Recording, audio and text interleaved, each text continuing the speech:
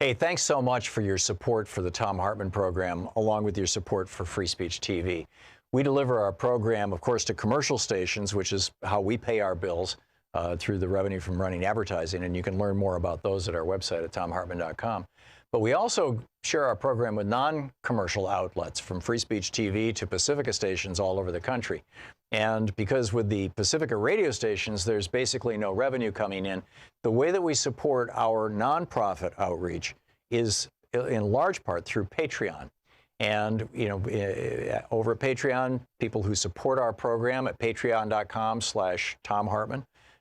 People who support our program there get, you know, special little clips, and there's a few other goodies, behind the scenes kind of stuff. But that's principally, if you want to support the Thom Hartmann Program, that's the way to do it, is to get over to patreon.com/Thom Hartmann and check out what we're doing and support our program. Thank you.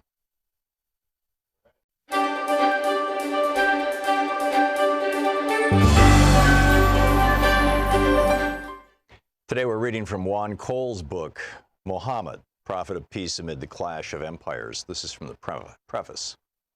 The New World religion of Islam arose against the backdrop of a 7th century Game of Thrones between the Russian Empire and the Sasanian Empire of Iran that was fought with unparalleled savagery for nearly 3 decades. The imperial armies zigzagged bloodily across the Near East, the Fertile Crescent, Asia Minor, and the Balkans. Although the Quran makes it clear that this struggle between rival emperors, whom contemporaries called the two eyes of the earth, formed an essential context for the mission of the Prophet Muhammad, historians have only recently attempted explorations of the latter's life and thought with this framework in mind. This book puts forward a reinterpretation of early Islam as a movement strongly inflected with values of peacemaking that was reacting against the slaughter of the decades-long war and attendant religious strife. From the Crusades to colonialism, conflicts between Christians and Muslims led to a concentration among writers of European heritage on war and Islam, leaving the dimensions of peace and cooperation neglected. Both peace and war are present in the Quran, just as they are in the Bible, and both will be analyzed below, but the focus here is on peace. This book studies the Quran in its historical context rather than trying to explain what Muslims believe about their scripture. The Quran insists on liberty of conscience and forbearance toward enemies, and it prohibits unprovoked aggressive warfare. It promises salvation to all righteous monotheists, and not just to followers of the Prophet Muhammad. That many outsiders and a not inconsiderable number of adherents have associated it with none of these values, and indeed have often interpreted it as upholding the converse, demonstrates how badly it has been understood. The misapprehensions came about for many reasons, including the imperial ideologies of the later Christian Byzantine and Muslim Abbasid empires, difficulties in interpreting the text, and a failure to read it against contemporary Roman and Iranian texts, a procedure that allows us to compare and contrast its values and concerns with those of others living in that era. The Iranian invasion of Roman territory from 603 forward threatened the independence of Western Arabia, where Muhammad was based. The Sasanian conquest of Jerusalem in 614 struck contemporaries as apocalyptic and provoked a mystical response from the prophet. A close reading of the Quran shows that a profound distress at the carnage of that age led Muhammad to spend the first half of his prophetic career, 610 to 622, imagining an alternative sort of society, one firmly grounded in practices of peace. The Quran repeatedly instructs believers to repel evil with good, pardon their persecutors, and wish peace on those who harassed them.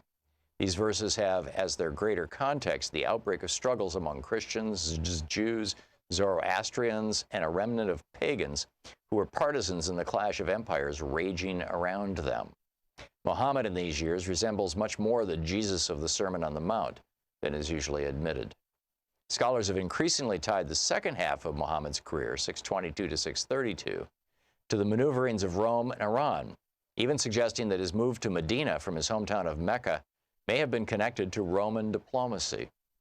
I argue that Muslims in the time of the Prophet were explicitly allied with the Christian Emperor Heraclius, 610 to 641, and indeed that Muhammad saw his defensive battles against truculent pagans in places such as Badr and Uhud in West Arabia as protecting Roman churches in Transjordan and Syria to the north.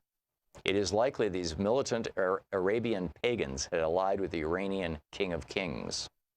In short, Islam is, no less than Christianity, a Western religion that initially grew up in the Roman Empire. The Prophet in those years of pagan attacks did not abandon his option for peace, but moved toward a doctrine of just war, similar to that of Cicero and late antique Christian thinkers. He repeatedly sued for peace with a bellicose Mecca, but when that failed, he organized Medina for self-defense in the face of a determined pagan foe. The Quran insists that aggressive warfare is wrong, and that if the enemy seeks an armistice, Muslims are bound to accept the entreaty. This disallowing of aggressive war and search for resolution, even in the midst of violent conflict, justifies the title Prophet of Peace, even if Muhammad was occasionally forced into a defensive campaign. The Quran contains a doctrine of just war, but not of holy war, and does not use the word jihad in that latter connotation. It views war as an unfortunate necessity when innocence and even the freedom of conscience are threatened. It strictly forbids vigilantism and equates premeditated killing of non-combatants with genocide, paraphrasing in this regard Jewish commentaries on the Bible in the Jerusalem Talmud.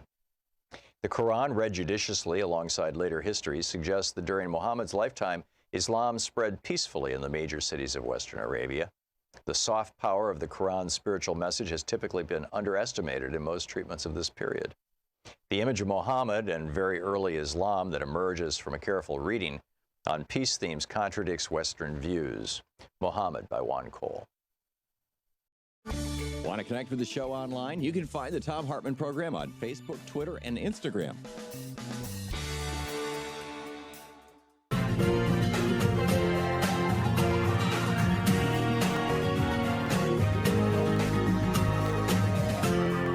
This is the Thom Hartmann Program. Greetings, my friends, patriots, lovers of democracy, truth, and justice, believers in peace, freedom, and the American way. Boy, peace, freedom, and the American way are getting kind of thin these days. Joe Scarborough tweeting this morning. His primary rules were never allow the public to cool off, never admit a fault or wrong, never concede that there may be some good in your enemy. Never accept blame. People will believe a big lie sooner than a little one. Repeat it frequently, enough people will believe it. That's what Joe Scarborough tweeted this morning. He wasn't tweeting about Donald Trump. In his second tweet, he notes it's Hitler's psychological profile in a report prepared during the war by the United States Office of Strategic Services, the OSS, what became the CIA after the war.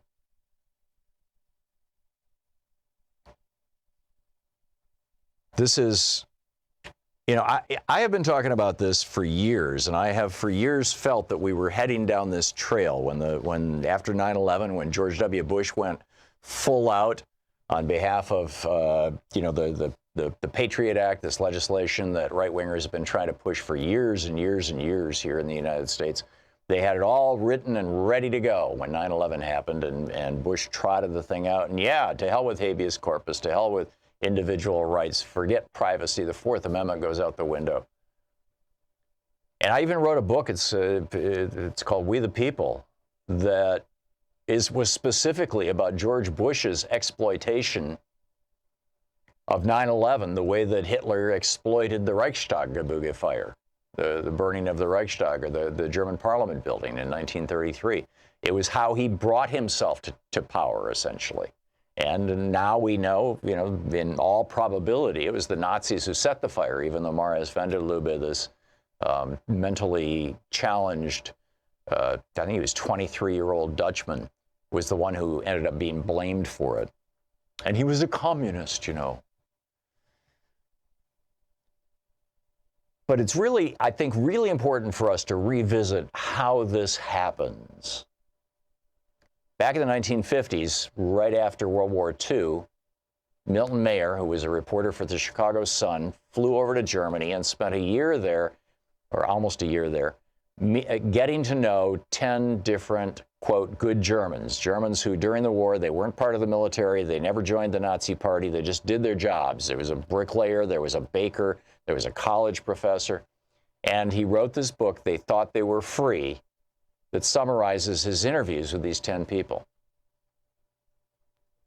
And, I know every year, it seems, I'm reading this on the air, and it now seems like the perfect time to do it again, because here we have now a leader of the United States who is openly lying on, literally multiple times every day. A single speech, 20, 30, 40 lies. Lying about brown people coming to attack us, lying about the other, lying about, just basically lying about everything and anything. And some very big lies to lying that he's going to have a middle-class tax break before the election in 2 weeks. These are all lies. So Milton Mayer, after he spent, this time in Germany with these guys, he came back and said, now I see a little better how Nazism overcame Germany, not by attack from without or by subversion within, but with a whoop and a holler. It was what most Germans wanted, or under the pressure of combined reality and illusion, came to want. They wanted it, they got it, they liked it. I came home a little bit afraid for my country, afraid of what it might want and get and like under combined pressure of reality and illusion. I felt and feel that it was not German man that I met, but man. He happened to be German in certain conditions. He might be here under certain conditions. He might, under certain conditions, be me. If I and my countrymen ever succumbed to that concatenation of conditions, no constitution, no laws, no police, and certainly no army would be able to protect us from harm. So what was it that these guys said? Well, here, this is from the college professor that he interviewed. This is from Milton Mayer's book, They Thought They Were Free. He's telling Mayer how the whole Nazi thing happened.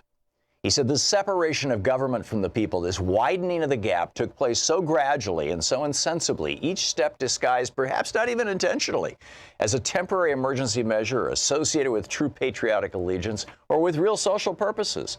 And all the crises and the reforms, and there were real reforms too, so occupied the people that they did not see the slow motion underneath of the whole process of government growing remoter and remoter. To live in this process is absolutely not to be able to notice it. Please try to believe me, unless one has a much greater degree of political awareness, acuity, than most of us ever had occasion to develop.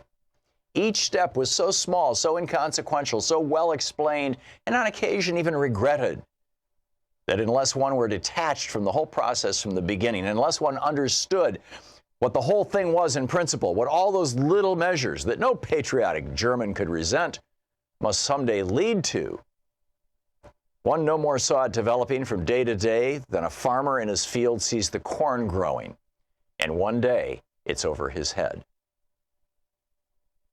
He continues, he says, Pastor Niemöller spoke for the thousands and thousands of men like me when he said, too modestly of himself, that when the Nazis attacked the communists, he was a little uneasy, but after all, he was not a communist, and so he did nothing. And then they attacked the socialists. He was a little uneasier, but he wasn't a socialist, so he did nothing. And then the schools and the press and the Jews and so on. And he was always uneasier, but still he did nothing. And then they attacked the church, and he was a churchman, and he tried to do something, but then it was too late. You see, one doesn't see exactly where or how to move. Believe me, this is true.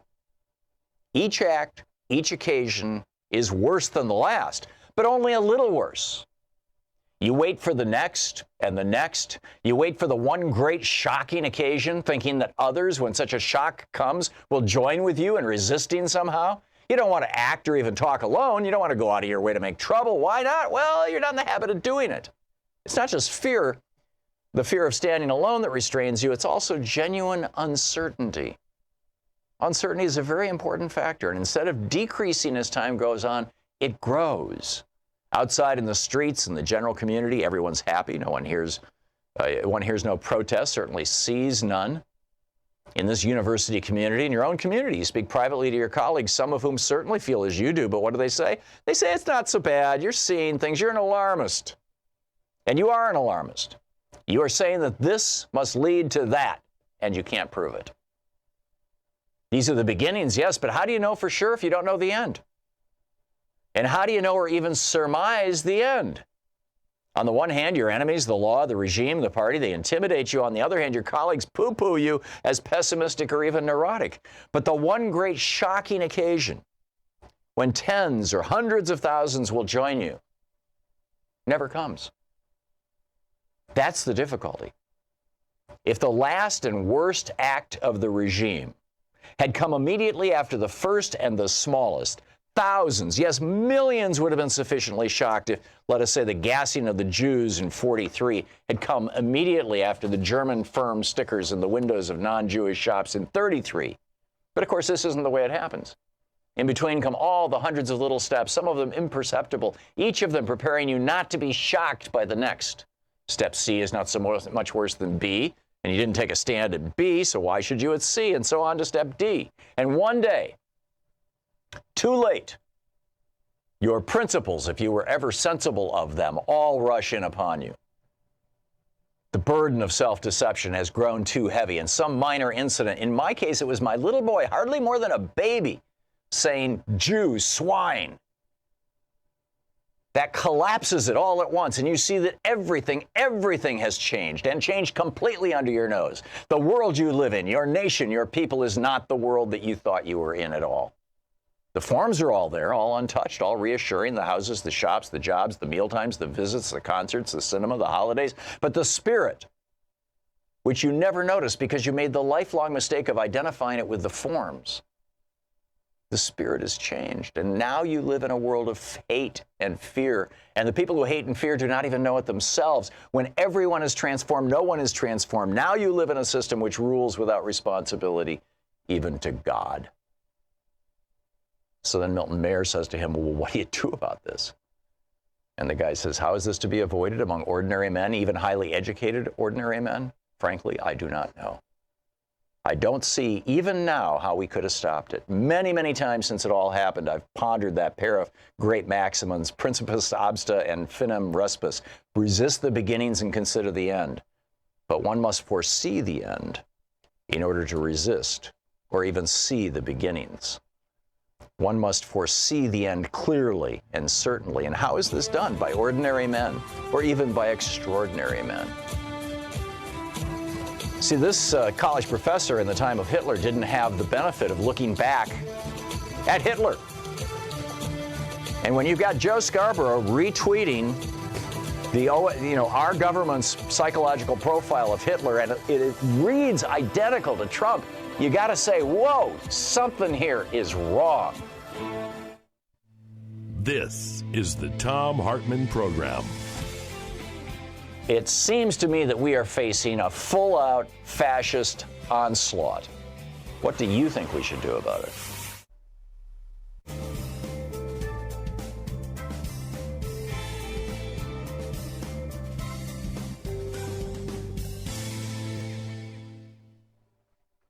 This is, they thought they were free, this remarkable book. And this is just another, this is from one of the chapters, one of the closing chapters in Milton Mayer's book. It's titled Peoria über alles. And, it's so poignant and prescient. It's a story of how what happened in Germany could happen in Peoria, Illinois, particularly if that city were to become isolationist and was under attack, like a terrorist attack. And he writes, the Peorian Illinois individual surrenders his individuality without a murmur, without indeed a second thought. And not just his individual hobbies and tastes, but his individual occupation, his individual family concerns, his individual needs. The primordial community, the tribe, reemerges. Its first function, the preservation of all its members. Every normal personality of the day becomes an authoritarian personality. A few recalcitrants have to be disciplined vigorously under the circumstances for neglect or betrayal of their duty. A few groups have to be watched or, if necessary, taken in hand. The antisocial elements, the liberty howlers, the agitators among the poor, and the criminal gangs. For the rest of the citizens, 95% of the population, duty is now the central fact of life. They obey at first awkwardly, but surprisingly soon, spontaneously.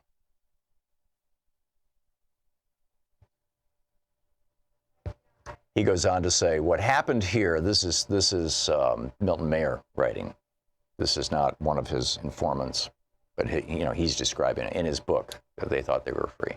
He said, what happened here in Germany was the gradual habituation of the people, little by little, to being governed by surprise, to receiving decisions deliberated in secret, to believing that the situation was so complicated that the government had to act on information which the people could not understand, or so dangerous that even if the people could understand it, it couldn't be released because of national security. And this, this seems to me like where we are right now. Now, I know, the little boy who cried wolf here, I know I was saying something very similar to this during this rush to war in Iraq and the Patriot Act and the shutting down of civil liberties and the spying on American citizens and all that stuff that Bush did. And I think, frankly, that set the stage for this. That was the early beginning of this. And 9/11 became George Bush's Reichstag fire. It was what he used to consolidate his power. He was very unpopular on 9/11, or the day before 9/11. He was considered an illegitimate president by many Americans, perhaps even a majority of Americans. He had been given the presidency by the Supreme Court. The BBC was airing a special that was shown all over the world. No American media would play it, about how the only reason George Bush was able to get close enough to have the Supreme Court give him the election was because his brother had knocked 90,000 African Americans off the voting rolls in Florida. I mean, he was in big trouble, George W. Bush. 9/11 saved his butt. Just like the Reichstag fire is what made Hitler Hitler. And here we are.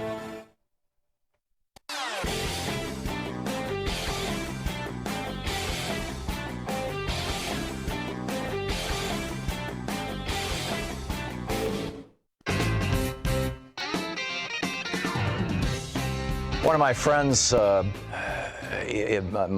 late friend, Armin Lehman. Armin was a German,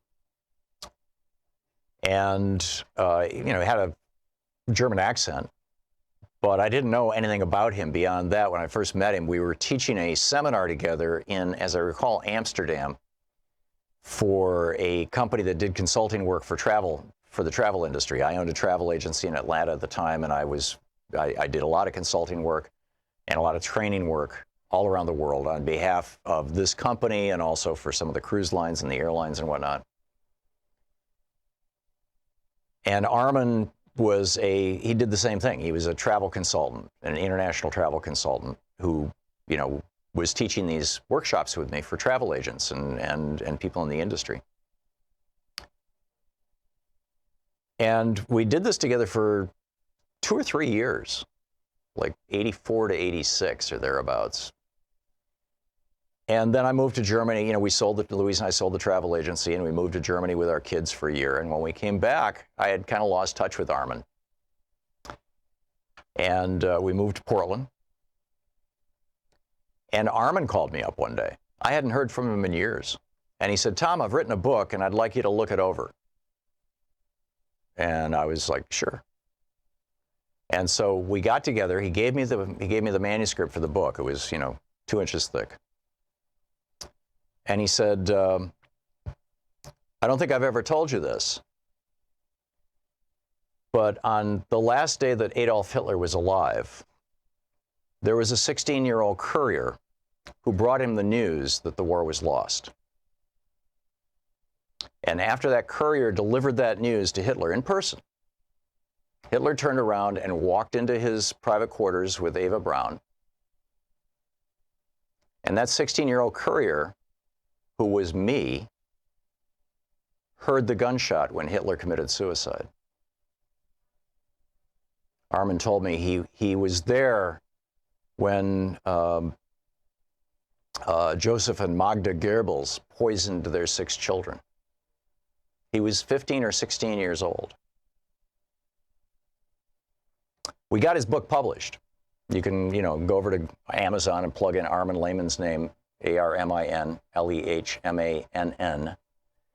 And I don't know if it's still in print because he's been dead for a few years.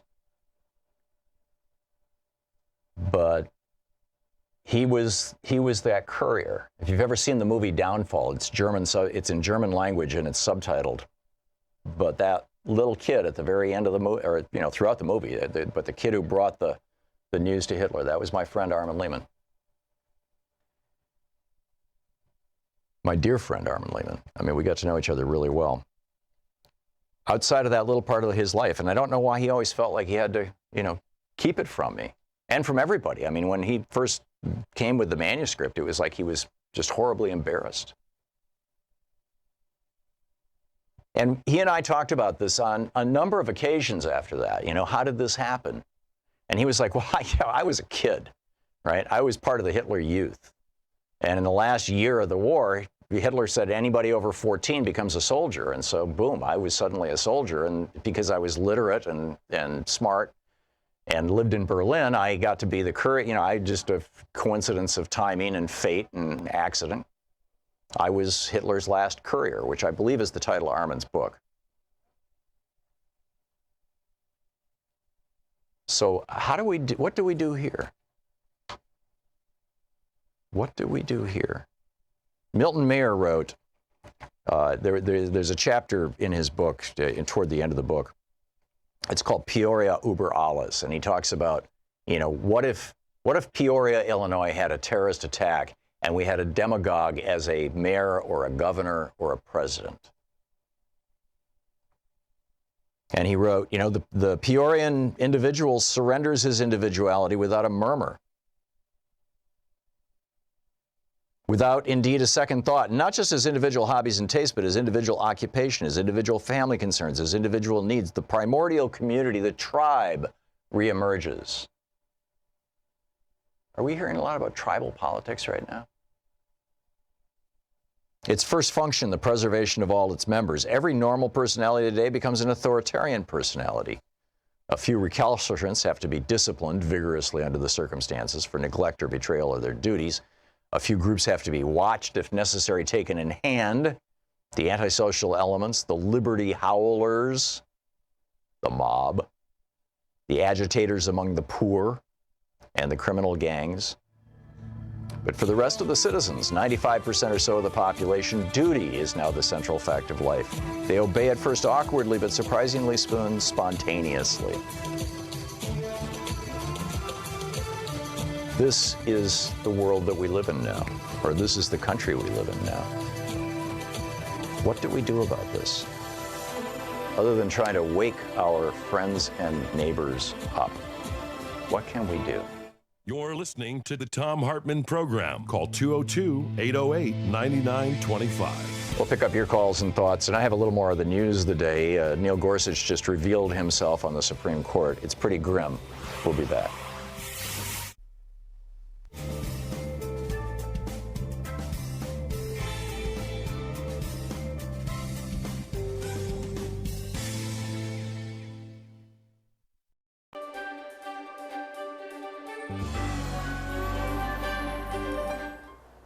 Today we're reading from Martha Nussbaum's new book, The Monarchy of Fear, a philosopher looks at our political crisis.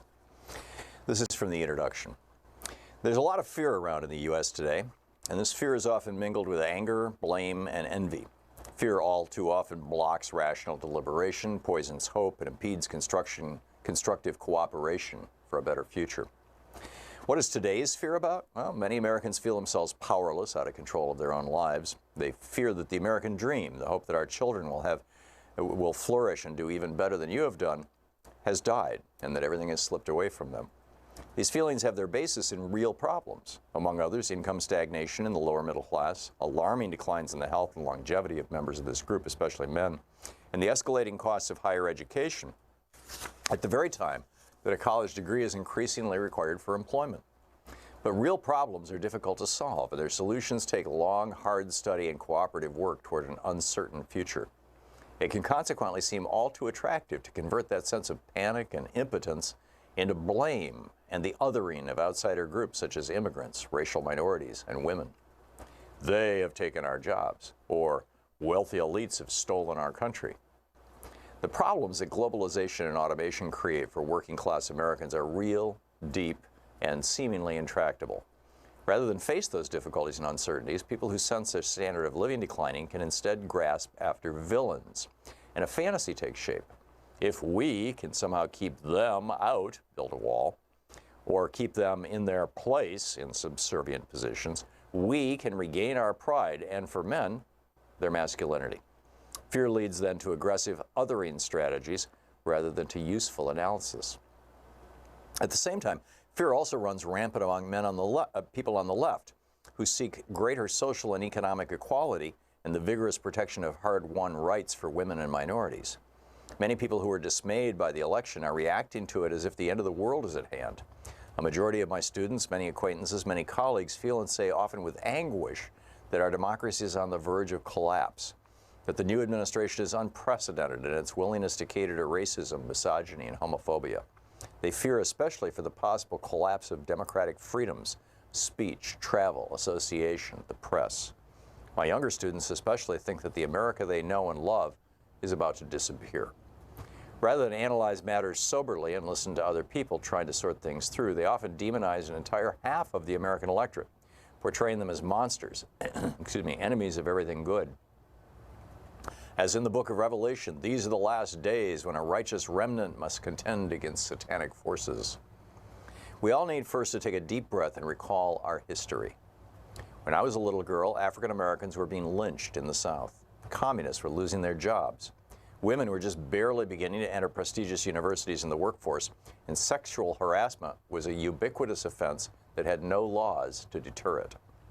Jews could not win partnerships in major law firms. Gays and lesbians, criminals under law, were almost always in the closet. People with disabilities had no rights in public space and public education.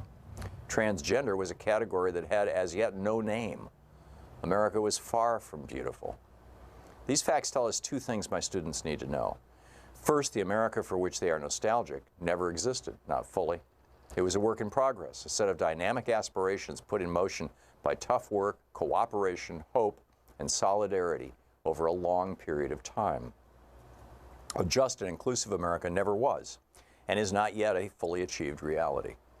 Second, this present moment may look like backsliding from our march toward human equality, but it's not the apocalypse, and it's actually a time when hope and work can accomplish a great deal of good. On both left and right, panic doesn't just exaggerate our dangers, it also makes our moment much more dangerous than it would otherwise be, more likely to lead to genuine disasters.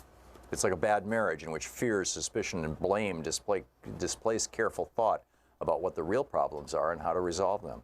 Instead, those emotions taking over become their own problem and prevent constructive work, hope, listening, and cooperation.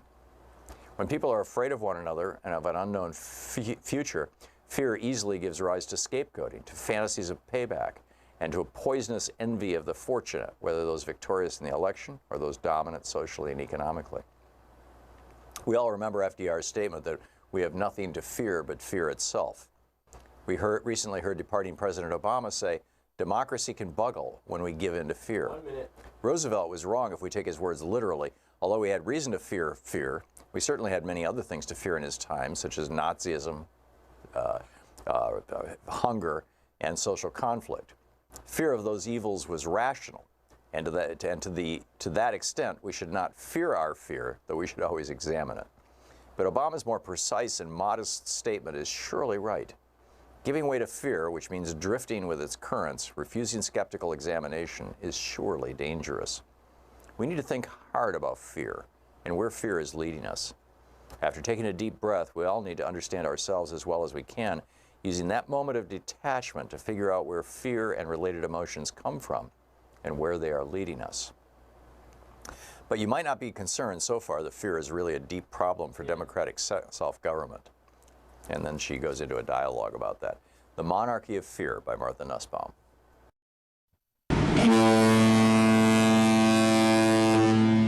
All aboard! It's a once-in-a-lifetime luxury Alaskan cruise on the Regent Seven Seas Mariner, July 24th, 2019. For more information, Keen Luxury Travel, 800-856-1155. And did I mention we'll be getting active on board with special events with yours truly, me, and Louise, as we visit Ketchikan, Juneau, Skagway, Sitka, Hubbard Glacier, and Anchorage. Want to connect with the show online? You can find the Thom Hartmann Program on Facebook, Twitter, and Instagram.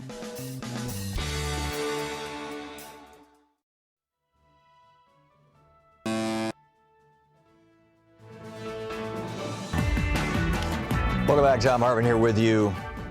The Sky News, the British broadcaster, is reporting that body parts of Jamal Khashoggi, have been found in the garden of the Saudi Consul General's home. You'll recall the day after the murder of Khashoggi, he was put on a plane and flown back to Saudi Arabia. This is unconfirmed at this moment, but, you know, you've got that. Donald Trump last night said he was a nationalist. Now, if that means I support my country before I support kind of globalism, which is how Trump characterized it, I think probably most of us are, quote, nationalists, end quote. But that's typically not the meaning of that word. Typically, the meaning of the word nationalist means militarist. Somebody who's willing to engage in, you know, expansionistic military policies and suppress the rights of people and things like that. But he embraced that last night. And this morning, there was a bomb in George Soros's mailbox. George Soros, who has absolutely nothing to do with the migrant caravan coming up from Honduras through Guatemala and now through Mexico. But boy, is this thing a gift to Donald Trump. And the thing that concerns me the most is this report in The Hill by Justin Wise that in 7 out of 8 early voting states, they're looking at Arizona, Florida, Georgia, Indiana, Montana, Tennessee, and Texas. In every state except Nevada, yes, they have overwhelming early voting turnouts, but in every state except Nevada, the overwhelming part of that is Republicans turning out. Trump is actually, succeeding in turning out his base. And Fox News is succeeding in turning out the Fox News viewers. And these people standing in long, long lines, and we're all looking at it going, holy cow. We thought they were Democrats? No. With the exception of Nevada, they're Republicans. What you're seeing here, you know, the Koch brothers run a get out the vote operation, a back office operation, a data operation that's bigger than the Republican parties or the Democratic parties. It's this massive database of voters that they have, and they've got more employees and more offices on the ground with Americans for Prosperity and their other allied groups than even the Republican Party. And that $300 million that they promised in this election is hitting the ground right now. And a lot of it is invisible to you and me. It's happening in personal private emails going to people that they know are registered Republicans saying, you must get out and vote, here's why. A lot of it is in social media posts that are targeting these folks. And it's not being covered in the media. It's being done very much under the radar, but, you know, blue wave, get ready. I'm not sure it's coming. I think that we all, and the media completely ignores, and we all have underestimated the impact of the Koch network dropping $300 million at the last minute into an election very strategically. There's only, you know, 30, 40, maybe at the most 50 congressional seats that are really being challenged. So, you know, if you're spending $300 million, it's very easy to walk in and just carpet bomb those congressional districts with negative advertising. Oh my God, it's Nancy Pelosi. Oh my God, it's the immigrants. Oh my God, it's George Soros. And the poor, terrified Republican people. Oh my God, oh my God, oh my God. Anyhow, picking up your calls, Kevin from Daytona Beach, Florida. Hey, Kevin, what's up? Hey, I'm calling. I talked to you yesterday about the caravan, and I told you that the name of the congressman is Matt Gaetz, Gaetz. Yeah, I read the article. Somebody tweeted it to me, Kevin, but he was not down in Honduras. He wasn't with the group. Well, I realized that. He tweeted it, then Trump retweeted it, and then he was forced the next day to admit that Honduras government official from Honduras had tweeted it to him. Huh. And now, why is Honduran government officials tweeting him? Yeah, good question. That's I mean, question. there's an interesting piece, a long and detailed piece over at the top of Daily Beast right now about this guy in Honduras who used to be a talk show host, who's a bit of a hustler, who has been organizing these things for some time, and how this one just kind of got out of control. And I still smell a rat, but I don't know exactly where it is, and I doubt any of us will until after the election. But I agree with you. Yeah. Kevin, thanks for the call. I'm sorry I wasn't, I was really hoping, or not hoping, but, the idea that there was a Republican down there helping organize this, that was a big deal. But Kevin, thanks a lot for the call and for the information. Jim in Sacramento. Hey, Jim, what's up? Yeah, I reviewed that documentary about eugenics, and of course that was focusing in on problems in the 1900s, the early 1900s, prior to Second World War. Yeah, the eugenics movement, it was actually really hit its the peak in the 1920s in the United States. Yeah, it hit its peak there, but it started in 1904 or so. Yeah, and in the UK, actually. It just kind of got these supporters when the actual scientific harbingers of that theory disproved it in 32. They still campaigned with that and got success and traction, and had in that report, they were talking about sterilization. Right. So that was successful. And if you overlay that map, the only exceptions today for the red states is California, Oregon, and Connecticut. Those are now blue. But everything else is intact. So what I'm saying is that's the root cause that eugenics fed on, was that they were saying it would cure almost anything. Unemployment, sexual promiscuity, the temperance movement, everything had some benefit by practicing eugenics. Right. Now, the science went. If I may, Jim, for back. people who don't know what we're talking about, eugenics was the pseudoscience that was rolled out in the first couple of years of the 20th century by a British scientist. I'm forgetting his name. Got picked up in a big way in the United States. Even Woodrow Wilson essentially endorsed it. States started sterilizing mentally retarded people and African Americans and Indians, Native Americans, like there was no tomorrow. I mean, tens of thousands in some states over a period of years. And then in the 1930s, it lost its luster here in the United States. But Hitler picked up the American eugenics posters and PR campaigns from the 1920s and used those in the early 1930s, and the British ones as well, and said, see here, America and England are on this. We have to purify the German race too. Back to you. Jim? The appeal to the American people was on the basic bread and butter problems. Yeah. In other words, if you had employment or you had unproductive workers and you practice this eugenics on it, you get them out of the way, there'd be more jobs for everyone else. Right. And they also would categorize foreigners coming in, immigrants, as failing IQ tests, and therefore they should be sterilized. Right. Now, you said in your presentation that it all kind of petered out at the Second World War, but the sterilization laws carried forward, and they had their advocates. Oh, up until the 1960s, as I recall. In states like California and Connecticut and every place. Yeah. So what I'm saying is it's the why. Why would such a cockamamie, scientifically false theory carry such a weight in Americana? And it's because its bogus benefits appeal to everyone. Now here we're out there doing it again.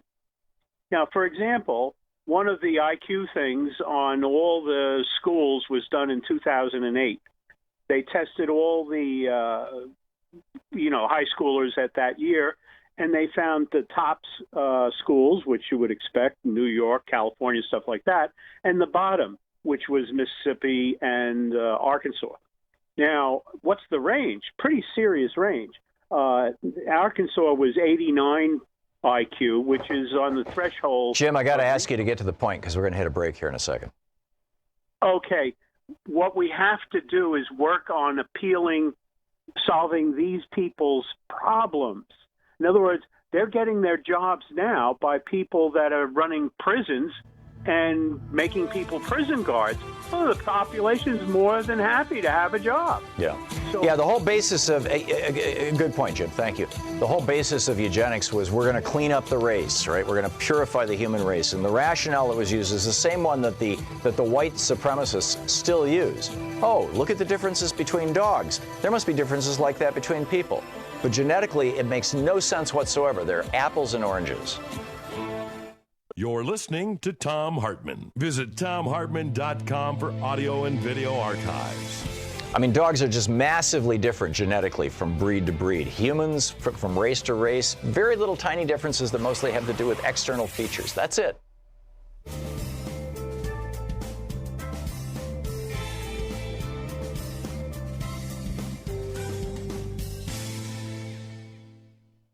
And welcome back. Ray in Cement City, Michigan. Hey, Ray, what's up? Thanks for watching Free Speech TV. Yeah, hey, listen, I was listening to a clip of Trump's rally down in, I think it was in Texas. It was in Texas anyways.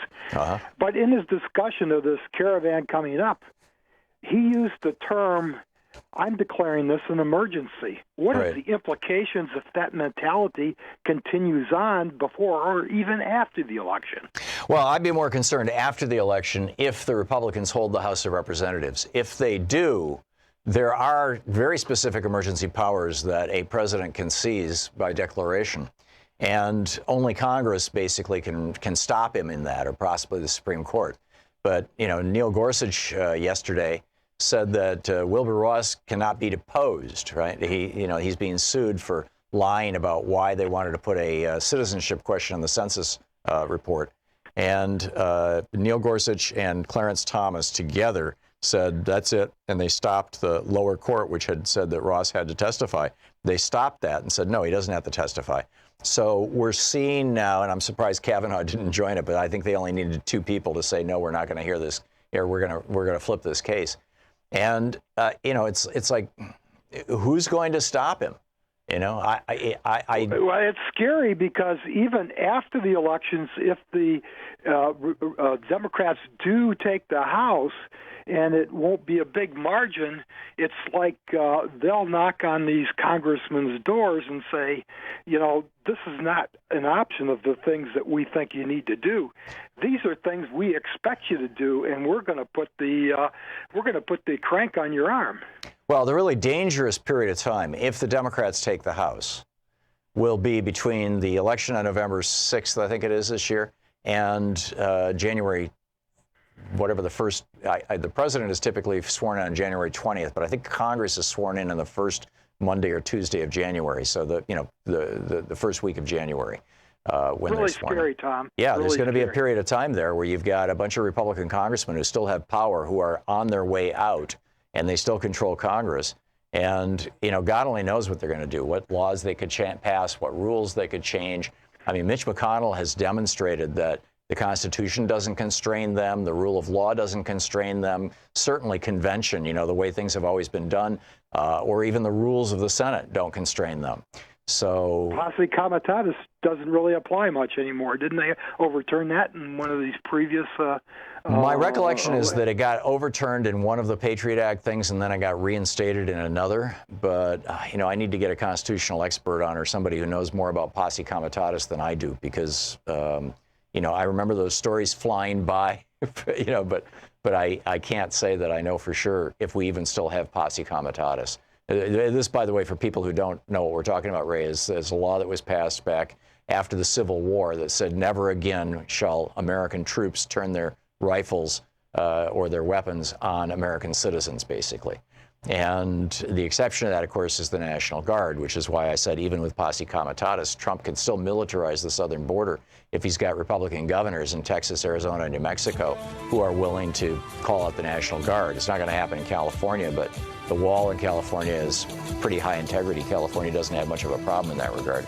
So not that any place else does, frankly, now. Ray, thanks a lot for the call. I am very concerned about that as well. We'll be right back. It's 10 minutes before the hour.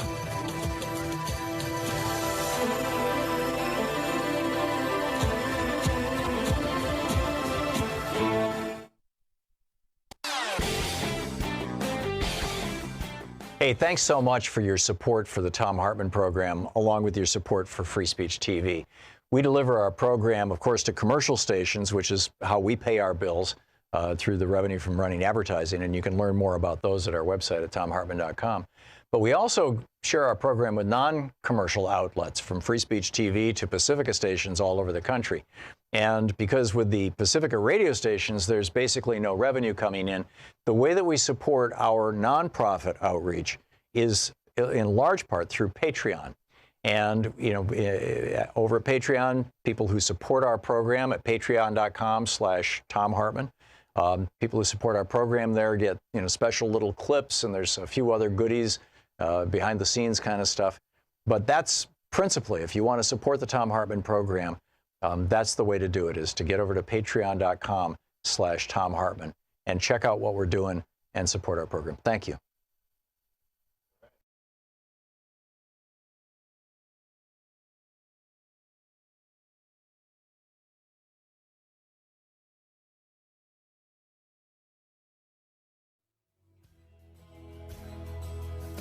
Welcome back. Thom Hartmann here with you. So here we have now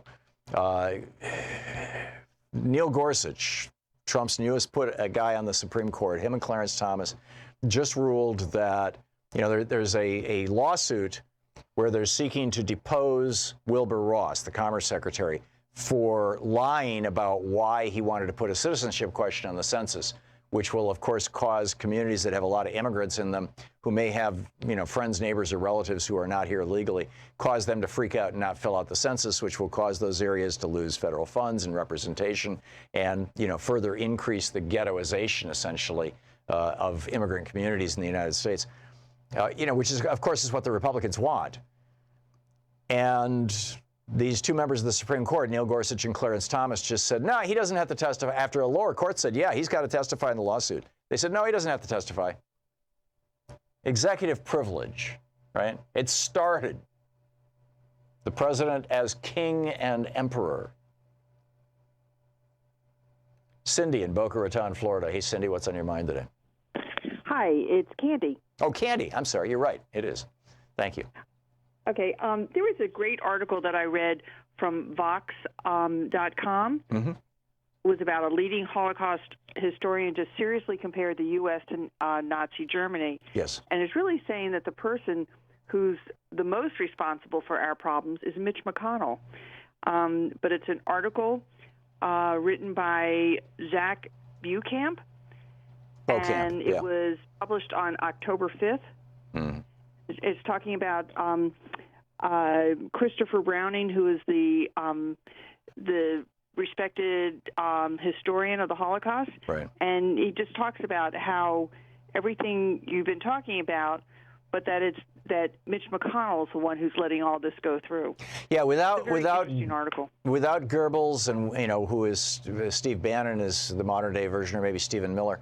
And without Rahm ran the army. I'm trying to remember the name of the German legislature who was functionally the head of the German parliament.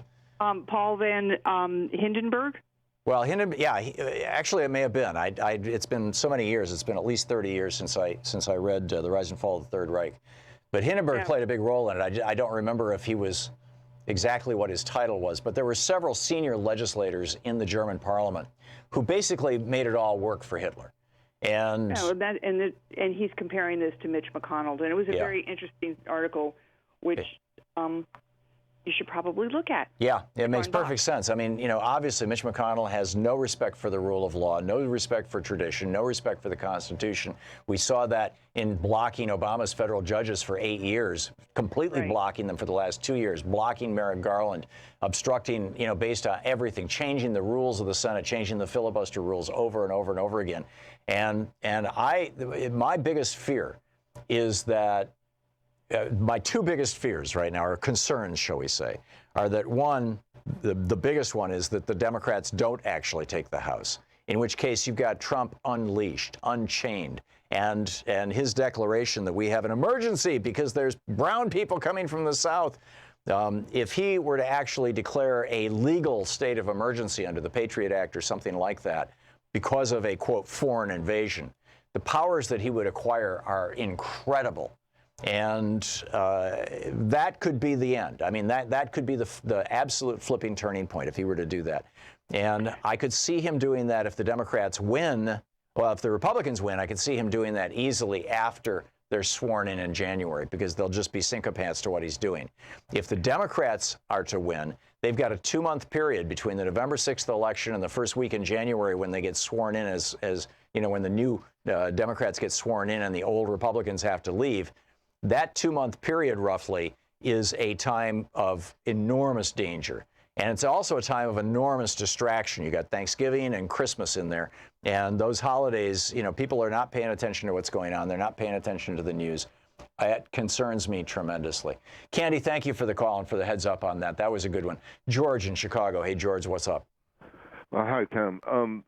I was just wondering, first off, if you could remind us of the title of Milton Mayer's book. You spoke about it extensively. Milton Mayer's book is They Thought They Were Free. They thought they and were my free. And my friend Armin Lehman's book is titled, and I just looked over on Amazon, it's no longer in print, but there's lots of used copies for like $3. Armin Lehman's book is titled In Hitler's Bunker, a boy soldier's eyewitness account of the Fuhrer's last days. Thank you very much. I was just wondering if you've heard of a monthly newsletter called The Washington Spectator. It's published by the Public Concern Foundation out of Washington. Yeah, they used to pass it out when you'd walk into the subways and things in Washington, D.C. when I lived there. It's a free right-wing paper. If I'm thinking of the same thing, or am I thinking of the Washington Examiner? The Washington Spectator is very much on our side of the divide. Oh, okay. No, in that case, I'm not that familiar with it, George. Okay. I'm sorry.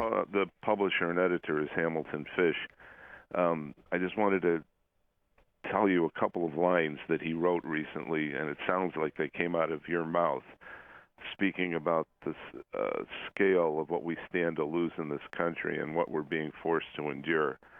And he says, and it's not all, quote, Trump, unquote, but it is what Trump has revealed about the underbelly, now the foreground of our nation, right, about the fragility of our ballyhoo democracy, about the inadequacies of our hallowed checks and balances, and about the powerlessness of our own majority.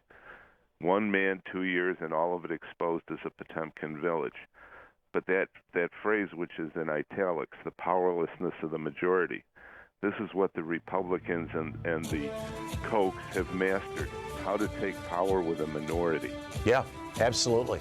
And they're not the first to have done it. This is an old playbook that has been run. It was run by Mussolini. It was run by Hitler. It was run by Franco. In every case, they had the support of maybe 20 or 30% of the population, as does Trump now and the Republicans. George, thank you for that. That's fascinating. In fact, if you could tweet that article to me, I'd love to see it. We'll be right back. You're listening to Thom Hartmann. From UN.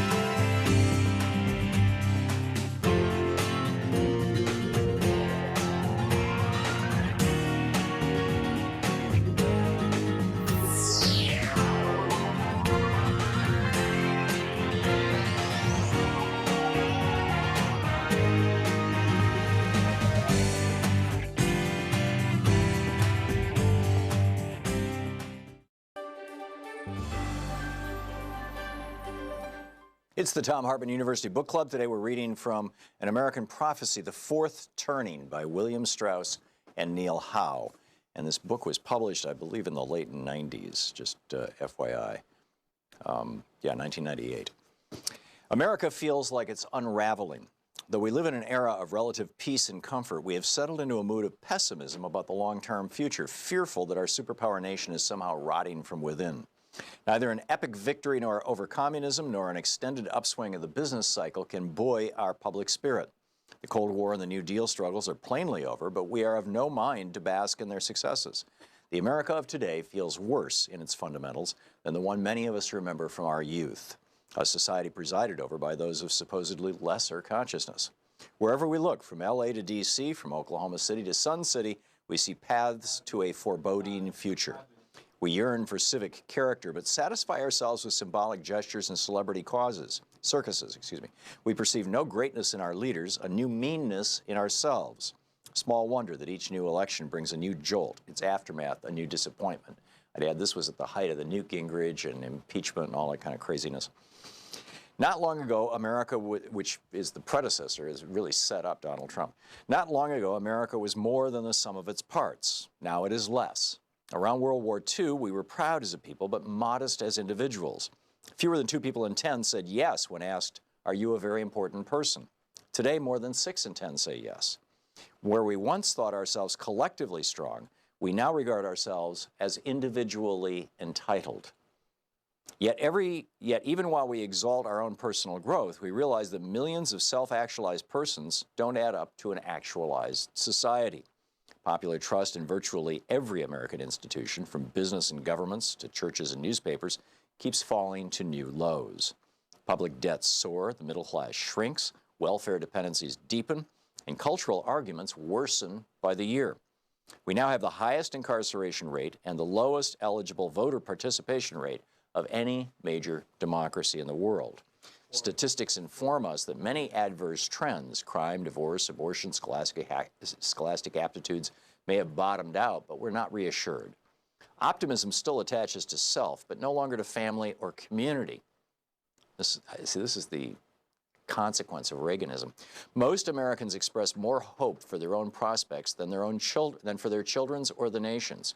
Parents widely fear that the American dream, which was there solidly for their parents and still there barely for them, will not be there for their kids.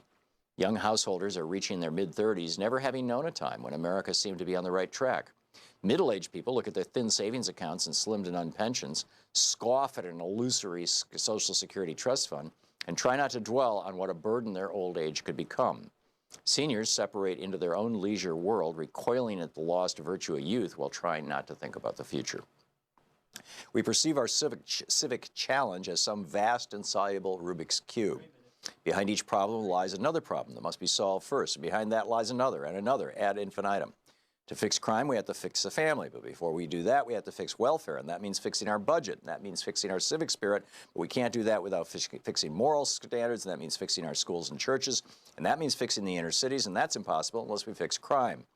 There's no fulcrum upon which to rest a policy lever. People of all ages sense that something huge will have to sweep across America before the gloom can be lifted. But that's an awareness we suppress. As a nation, we're in deep denial.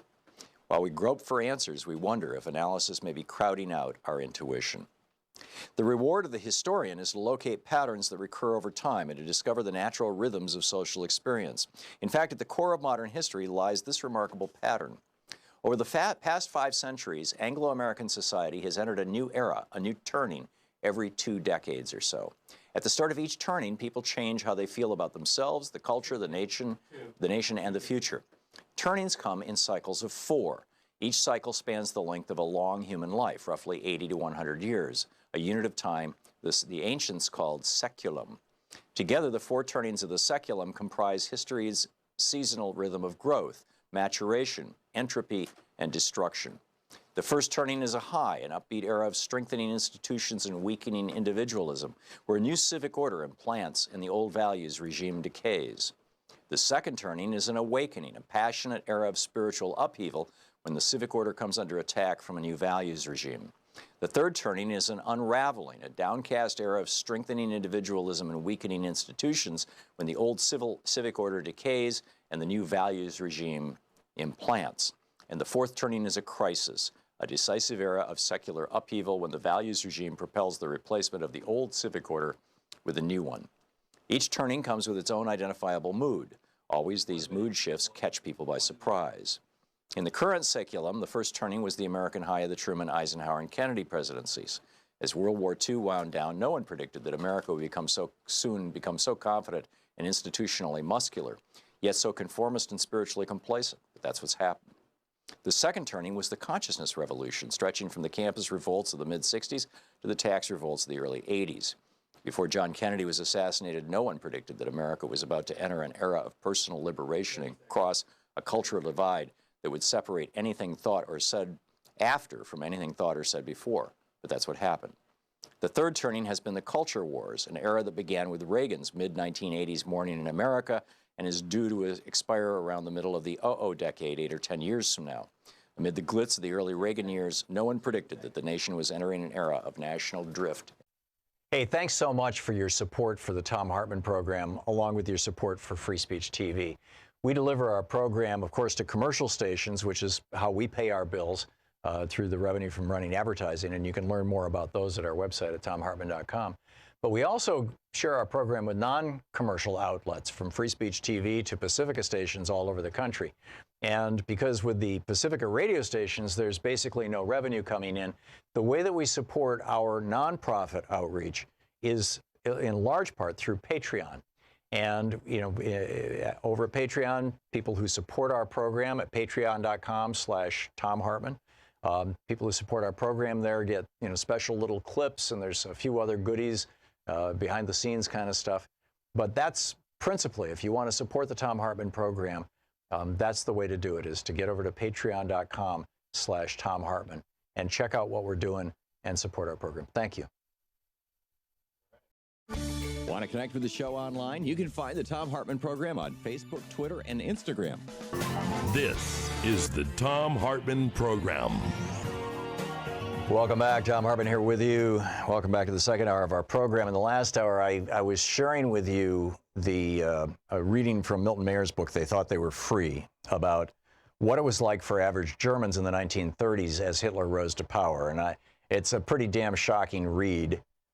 And I've been reading that pretty much every year since 9/11. And this year it seems even more real than ever before. So we'll continue our conversation about that as we slide into proto-fascism, maybe full-out fascism. You know, what does this look like? What do we do about it? Who are the players? How does it get there? All that kind of stuff. So we'll continue that conversation. One of the first groups that Hitler went after, as did Mussolini in Italy, I'm not sure about Franco in Spain, were basically non-cis people. Were you know, what they called then homosexual or gay people. You know, wear your pink star kind of stuff. And now is, you know, the question in my mind, and you know, Sean and Nate and I were talking about this the other day, and Sean said, well, let's reach out to the National Black Justice Coalition and see, you know, if they've got somebody on staff who can speak to us about this. And David Johns is with us. He's the executive director of the National Black Justice Coalition, the NBJC. He's a former White House staffer in the Obama administration. The website, nbjc.org, and you can tweet him at Mr. David Johns. David, welcome to the program. David? Thank you, Tom. I appreciate that. Yes, sir. Thank you for having me. Great. Thanks for joining us. So, Donald Trump has, and the Trump administration have, in draft form, laid out plans to basically strip from trans people any gender identity other than, you know, the gender with which they were born, and to say that essentially only a blood test will tell what your real gender is, whether you have, you know, an XY chromosome or double X's. What does this mean for the trans community? What does this mean for the overall LGBTQ community? And what does this mean in the larger picture of what happens when a government goes after a minority? Yeah, weighty questions, and I want to disentangle them and add one more, which is, what does this mean for individuals who have intersectional identities, in particular, who belong to multiple overlapping socially constructed categories that in America mean that they're doubly oppressed. I'm talking specifically about individuals who are Black and transgender or gender nonconforming. Right. And what I know is that since the memo was leaked this weekend, and if I'm honest, and if we're honest, since Trump absorbed as much space as he's occupied since campaigning for this office, there has been a considerable amount of terror and fear as a result of real clear communication around efforts to wage a moral campaign that is bound by attempting to strip as many people of their basic human and civil rights. And so to be clear, there are a number of organizations, including the National Black Justice Coalition, that have been following this administration's continued efforts to target transgender people in particular. I would remind everyone of the number of conversations that had to be had in federal courts and otherwise around the attempts to ban transgender service members. Right. And so I'm highlighting that to say that this is one of many and will continue to happen. Again, we should be clear that in the time since the memo was leaked, there have been an increase in calls made to suicide prevention lines and lines that are provided by organizations like Listen and the Trevor Project to provide space for people who are grappling with what this means for them. And I spent yesterday on a college campus talking with students and administrators about the questions that are now have been unearthed, in particular around students' rights to access the space as well as the ability to be on campus as full and equal citizens. The bottom line is that we should all be clear that this is an act of terrorism, domestic terrorism at its finest. We don't call it that. We seldom do, in particular, when white Americans are perpetrators of violence against other Americans, but that's exactly what this is. Yep. Yeah, the Klan is one of the oldest terrorist organizations in the world. I mean, it's and we seldom acknowledge them as such, right? The way that the narrative exists is that the Klan continues to do the work of supporting the morality that a small group of people that have a considerable amount of power and privilege in this country would like everyone to believe that they have access to, but that's just not how it works. Yeah. And so I think a lot about even the conversation we had around the Masterpiece cake shop case. And we spent a lot of time as an organization highlighting that it was not about the ability of a white homosexual couple to buy a cake, but for Black people, for Black LGBTQ people in particular, for people with disabilities, for people who are poor, it was about the ability to access care. Black LGBTQ, and I use the term stay gender loving to add more acronyms to the pile, live in the South where other Black people, in the states where it is still legal to discriminate, especially with regard to housing and employment. Right. And so in those spaces in particular where Black trans people and gender nonconforming people have always shown up, I think it's worth saying in this moment where the administration is attempting to erase people that have always existed, that as long as there have been people, there have been trans and gender nonconforming people, even when we didn't have a language to describe them as such. And if you look at indigenous people, most tribes had languages to describe, and not pejorative language, by the way. Navajo people in Hawaii. That's exactly right. So it is our restricted ability to fathom space for people that are beyond the binary that was used to justify transatlantic enslavement and the continued forms of oppression that people like Donald Trump benefit from, that allow us to have this conversation in ways that reflect reality. Right. Science, rationalization, and the law is not on Donald Trump's side. Well, I'm very concerned about how this is going to play out. There are some trans people who are a member of my family was born one gender and is now another gender and had some considerable surgery to get there, and I don't know what he's going to do if when this happens. I mean, or if this happens. I mean, this is you can't undo the surgery and things. Not to mention just the whole sense of identity. I mean, I can understand why you're seeing an explosion in calls to the suicide prevention hotlines and things. This is obscene what they are talking about doing. And to say the least, yeah. So what do we do, David Johns? You're the executive director of the National Black Justice Coalition. There's a bunch of different groups that are horrified about this. Is there a coalition that is forming to fight this? And what can your friends and or the friends and colleagues of non-gender conforming people, shall we say, do to help and support? Yeah, I appreciate that. And I think that there are three things that people can do.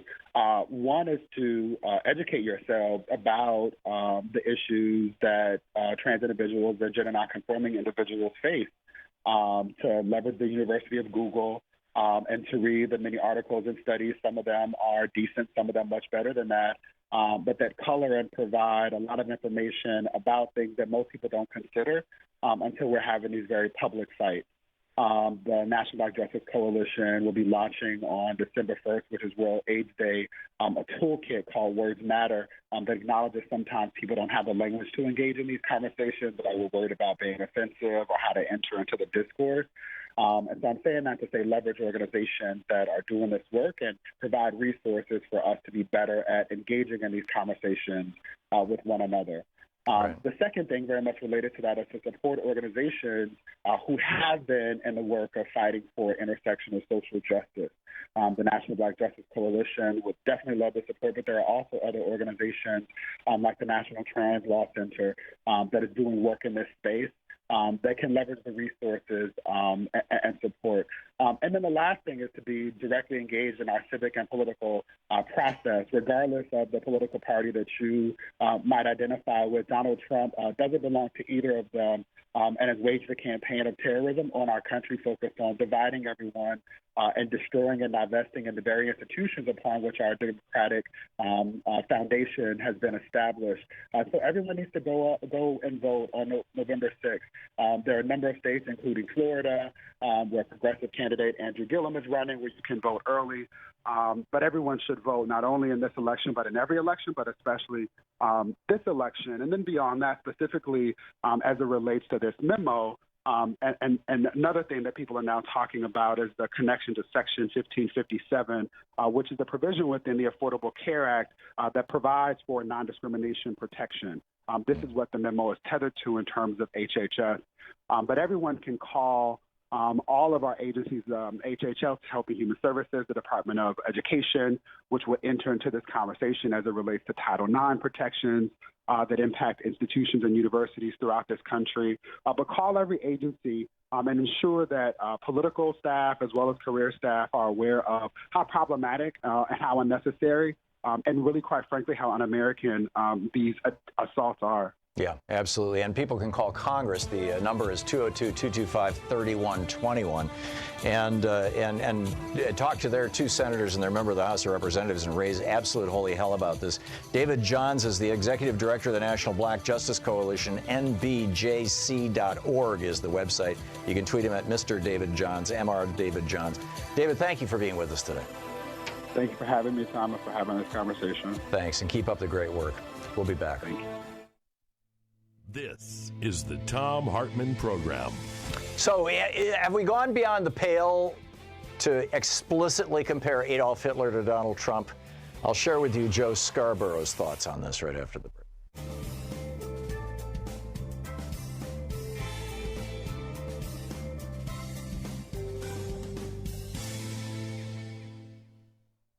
And welcome back. Corky in Hilton, New York. Hey, Corky, what's on your mind today?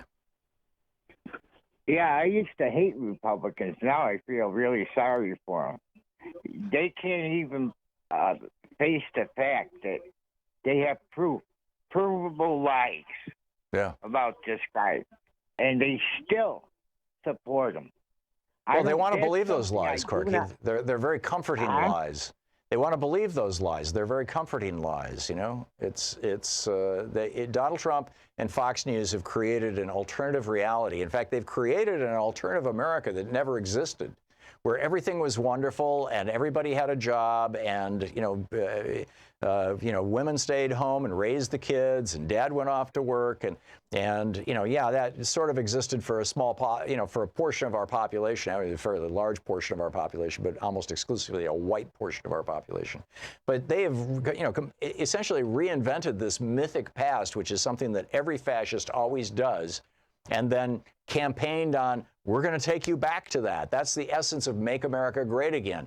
And now Trump is running around doing these maggot rallies where he's repeating these lies, and he's repeating this mythology, this mythos, which is the exact same or very similar mythology to the one that Hitler talked about when Germany was great. You know, we need to restore German greatness. That was his phrase, Hitler's phrase. And restore German greatness or Make America Great Again, what's the difference between the two? Well, these people remind me of the old West shows where they got the people standing around the back of the wagon where the snake salesman's doing his pitch. Yeah. He can't prove anything, but he's selling everybody on these bottles that will cure everything. Yep. That's Donald Trump, snake And oil that's- salesman extraordinaire. Marty, well said. Corky, well said and spot on. Michael in Westerville, Ohio. Hey, Michael, what's up? Hi, Tom. Great show. And I from the very beginning with this thing about Nazi Germany and how that all came about and how we seem to be on parallel paths today really is scary. But as you've stated many times, there's many factors that give us where we are today. But the major problem is the fact that two things, money in politics and corporations with constitutional rights. And I agree. The only way to make a viable change is through this amendment. So, as you know, Move to Amend started in 2011, and we've been working to get people to support this ever since. But there's only one large group of people, I think, with enough numbers that could potentially form a unified body to push this through for systemic change. And they would have to come together behind one issue, and it is communities of faith. And since 2013, we created the Interfaith Caucus of Move to Amend within Move to Amend. We've been focusing on one issue, that is climate change. Because the vast majority of faiths believe that they are stewards of creation and that the way to make systemic change is to pass the amendment so that we can oblige the fossil fuel and meat industries to adhere to reasonable rules and regulations. But right, and climate change is being driven by the profit motive, which is being upheld by corporations having personhood rights and money having free speech rights. Absolutely. They're all the same. Yeah. But stewards believe faith communities, as stewards of creation, can come together to push for this. And the simple fact is that if we can get people together around climate change to get the amendment passed, it would, of course, affect everything else. Yeah, there you go. And the website is movetoamend.org, by the way. Michael, thank you very much for that, and thanks for watching the show over on our website. We'll be back with more of your calls and the news of the day right after this.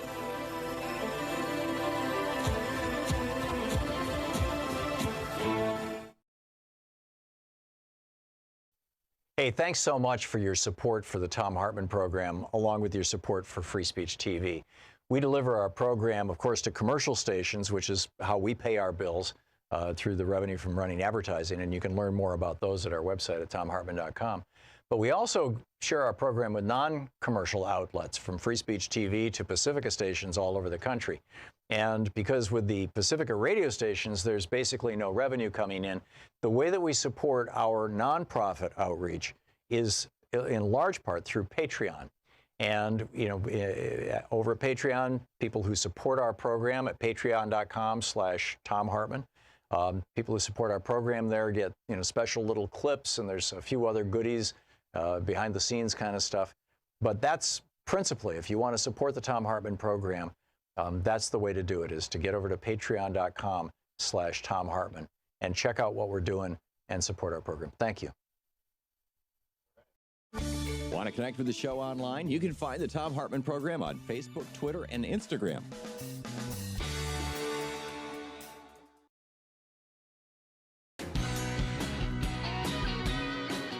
Welcome back. Joe Scarborough this morning tweeting out, this is pretty remarkable. Actually, it was yesterday he tweeted out, yesterday afternoon, 5 p.m. yesterday afternoon. He says, this was Hitler's psychological profile in a report prepared for the United States Office of Strategic Services during the war against Germany. The OSS, the Office of Strategic Services, was renamed or, changed into the CIA after World War II.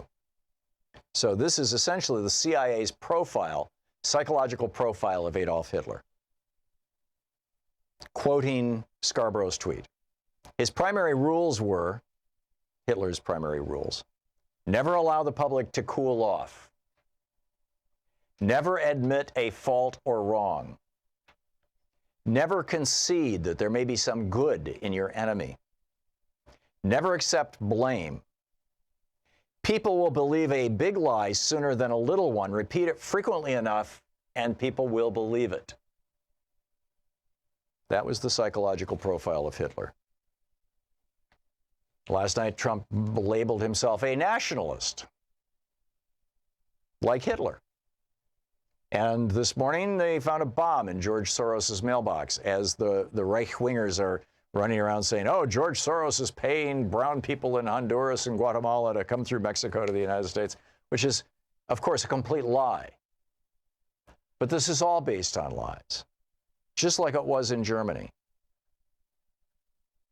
This is, Milton Mayer in his book where they thought they were free. I read some of this in the last hour. I'm just going to give you a couple little clips again. What happened here was the gradual, he went to Germany after World War II and interviewed a bunch of, quote, good Germans, including a baker and a bricklayer and a guy who was a university professor. This was the university professor who never joined the Nazi Party, never went off in the army, never did anything awful, but, just kept their jobs through the war. And this fellow says, this professor, he says, what happened here was the gradual habituation of the people, little by little, to being governed by surprise, to receiving decisions deliberated in secret, to believing that the situation was so complicated that the government had to act on information that the people could not understand, or so dangerous that even if the people could understand it, it couldn't be released because of national security. He says, to live in this process is absolutely not to be able to notice it. Please try to believe me, unless one has a much greater degree of political awareness, acuity, than most of us ever had the occasion to develop. Each step is so small, so inconsequential, so well explained, or on occasion regretted, that unless one were detached from the whole process from the beginning, unless one understood what the whole thing was in principle, what all these little measures that no patriotic German could resent must someday lead to, one no more saw it developing from day to day than a farmer in his field sees the corn growing, until one day it's over his head. And then he basically wraps it up. He says, but the one great shocking occasion when tens or hundreds of thousands will join you, it never came. That's the difficulty. If the last and worst act of the whole regime had come immediately after the first and the smallest, thousands, yes, millions of people would be sufficiently shocked if, let us say, the gassing of the Jews in 43 had come immediately after the German firm stickers on the windows in non-Jewish shops in 33. But of course, this isn't the way it happens. In between come all the hundreds of little steps, some of them imperceptible, each of them preparing you not to be shocked by the next. Step C is not so much worse than B. Why didn't you take a stand at B? Why should you take a stand at C, and so on to D? Until one day, too late, your principles, if you were ever sensible of them, all rush in upon you. Here we are. You're listening to the Thom Hartmann Program. Call 202-808-9925. We are facing a crisis in this country, and it's not a political crisis. It's a crisis of democracy itself.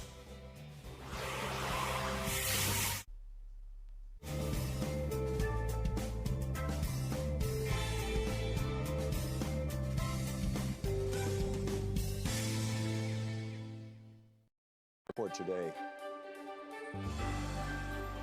Our book for the book report today is Taking Bullets, Terrorism and Black Life in 21st Century America, Confronting White Nationalism, Supremacy, Privilege, Plutocracy, and Oligarchy, a Poet's Representation and Challenge by Haki R. Madhubuti.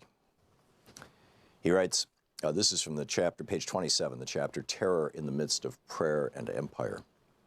In our perpetual state of national mourning, where our eyes are watered out and our hearts cease to heal at the rate the Creator meant them to, we hold hands in profound silence as we remember the Mother Emanuel 9 of Charleston, South Carolina, those 9 mothers, fathers, sisters, and brothers. Even before burying, before black earth covered their caskets, too many ministers, media pundits, and plain white and black folks downgraded the terror that quickened their deaths of our finest in this land to the mental illness and race hatred, in quotes, of a single young white man. He may have acted alone, but he was not alone in his thinking, encouragement, gathering of arms, warped consciousness, confirmation, or ahistorical views, and yeses from the millions in the nation who proudly wear and display the Confederate flag above their hearts and fly it in all of its traitorous glory over a state capitol and other institutions. Again, we find ourselves at war with history and culture, entertaining another call for a national conversation on race and a president weary of trying to make sense of and comfort the grief-stricken nation with words from the highest office of the land. This was written while Obama was president. These are the facts, not an opinion or the ignorant ranting of compromised preachers and television pundits. A 21-year-old white man, a citizen of South Carolina, walked into the sacred and spiritual home of the Emmanuel African Methodist Episcopal Church of Charleston, the historic home of Black liberation fighter Denmark Vesey, and fatally killed 9 of its members, including the pastor, during Bible study. This was a pure act of domestic terrorism. A modern-day lynching by a young white nationalist who coolly and calmly assassinated 9 black members of Mother Emanuel. Domestic violence and acts of terrorism are on the rise in the United States, as detailed by Charles Kurzman and Daniel Schanzer in their New York Times op-ed, The Other Threat, where they state that, quote, the main terrorist threat in the United States is not from violent Muslim extremists, but from right-wing extremists, end quote. In their national research, local police agencies across the country identified, quote, the militias, neo-Nazis, and sovereign citizens as the major threat the nation faces in regard to extremism, end quote. All of this is homegrown with international connections. Morris Dees and J. Richard Cohen of the Southern Poverty Law Center also writes in the New York Times article, Racists Without Borders, that, quote, Americans tend to view attacks like the mass murder in Charleston as isolated hate crimes, the work of a deranged racist or a group of zealots lashing out in anger unconnected to a broader movement. This view we can no longer afford to indulge. When, according to survivors, Mr. Roof told the victims at the prayer meeting that black people were, quote, taking over the country, he was expressing sentiments that unite white nationalists from the United States and Canada to Europe, Australia, and New Zealand. Unlike those of the Civil Rights era, whose main goal was to maintain Jim Crow in the American South, today's white supremacists don't see borders. They see a white tribe under attack by people of color across the globe. The end of white rule in Rhodesia, now Zimbabwe, and South Africa, they believe, foreshadowed an apocalyptic future for all white people, a white genocide that must be stopped before it's too late. End of quote. The internationalization of terrorism is not a foreign theory in today's social media world. Dees and Cohen will be speaking at a conference in Budapest about this transnational white supremacism that is emerging as the world grows more connected technologically. The message of white genocide is spreading. Also, David J. Whitaker's Terrorism, Understanding the Global Threat, gives another view. Clearly, our rush to forgive this mass murderer within 96 hours of this supreme tragedy is misguided, anti-human, and does not allow for properly grieving the fallen. As perfectly scripted, displaying the permanent effectiveness of Christian acculturation on the Sunday, June 21st, 2015 morning services of Mother Emanuel Church, the black Christians out-Christianed their white brothers and sisters. Before the morning sermon, the presiding elder, Reverend Norvell Goff Sr., found it necessary to thank the local, state, and federal law enforcement agencies for doing their job. He also stated, quote, a lot of folks expected us to do something strange and break out in a riot. Well, they just don't know us. We are people of faith, end quote. I find this statement inappropriate, insensitive, and ahistorical, implying, whether he meant it or not, that the recent uprising and rebellions in Ferguson, New York, Cleveland, and other parts of the nation were riots and did not include black people of faith, and that somehow they were strange in their social, political, and economic activism. Informed people do not riot against injustice or white terrorism. They study, organize, and strategically struggle at all levels, in the streets, on the campus, in front of the White House, and in corporate boardrooms. Dylan Roof his stated intentions were to start a race war, and informed black leadership understands that we cannot pray this away or appeal to any law enforcement agency that all across the country, including Charleston, has been seriously compromised. To label black reaction to murder, terrorism, deep unemployment, substandard housing, etc., as riot is to blame the victim. The book, Taking Bullets. Hey, thanks so much for your support for the Thom Hartmann Program, along with your support for Free Speech TV. We deliver our program, of course, to commercial stations, which is how we pay our bills through the revenue from running advertising, and you can learn more about those at our website at thomhartmann.com. But we also share our program with non-commercial outlets, from Free Speech TV to Pacifica stations all over the country. And because with the Pacifica radio stations, there's basically no revenue coming in, the way that we support our nonprofit outreach is in large part through Patreon. And, you know, over at Patreon, people who support our program at patreon.com/Thom Hartmann People who support our program there get, special little clips, and there's a few other goodies, behind the scenes kind of stuff. But that's principally, if you want to support the Thom Hartmann program, that's the way to do it, is to get over to patreon.com/Thom Hartmann and check out what we're doing and support our program. Thank you. Want to connect with the show online? You can find the Thom Hartmann Program on Facebook, Twitter, and Instagram. Welcome back. Thom Hartmann here with you. And it has gotten weird. It has gotten very weird. And one last thing to add to this, the Koch brothers' $300 million, or the Koch network's $300 million, is apparently hitting big in the States, principally in the form of get out the vote efforts that are being done by Koch-affiliated organizations, which are actually larger and more well-funded and more well-staffed than the entire Republican Party. They are turning out the Republican vote.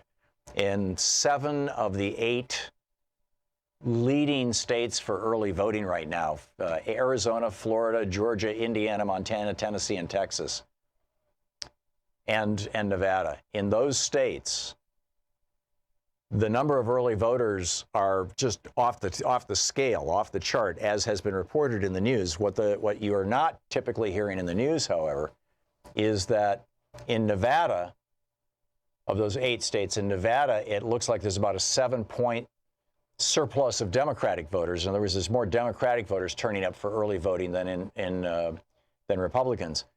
But Republicans are actually turning out the largest early voting numbers in Arizona, Republicans in Florida, Republicans in Georgia, Republicans in Indiana, Republicans in Montana, and Republicans in Tennessee, and Republicans in Texas.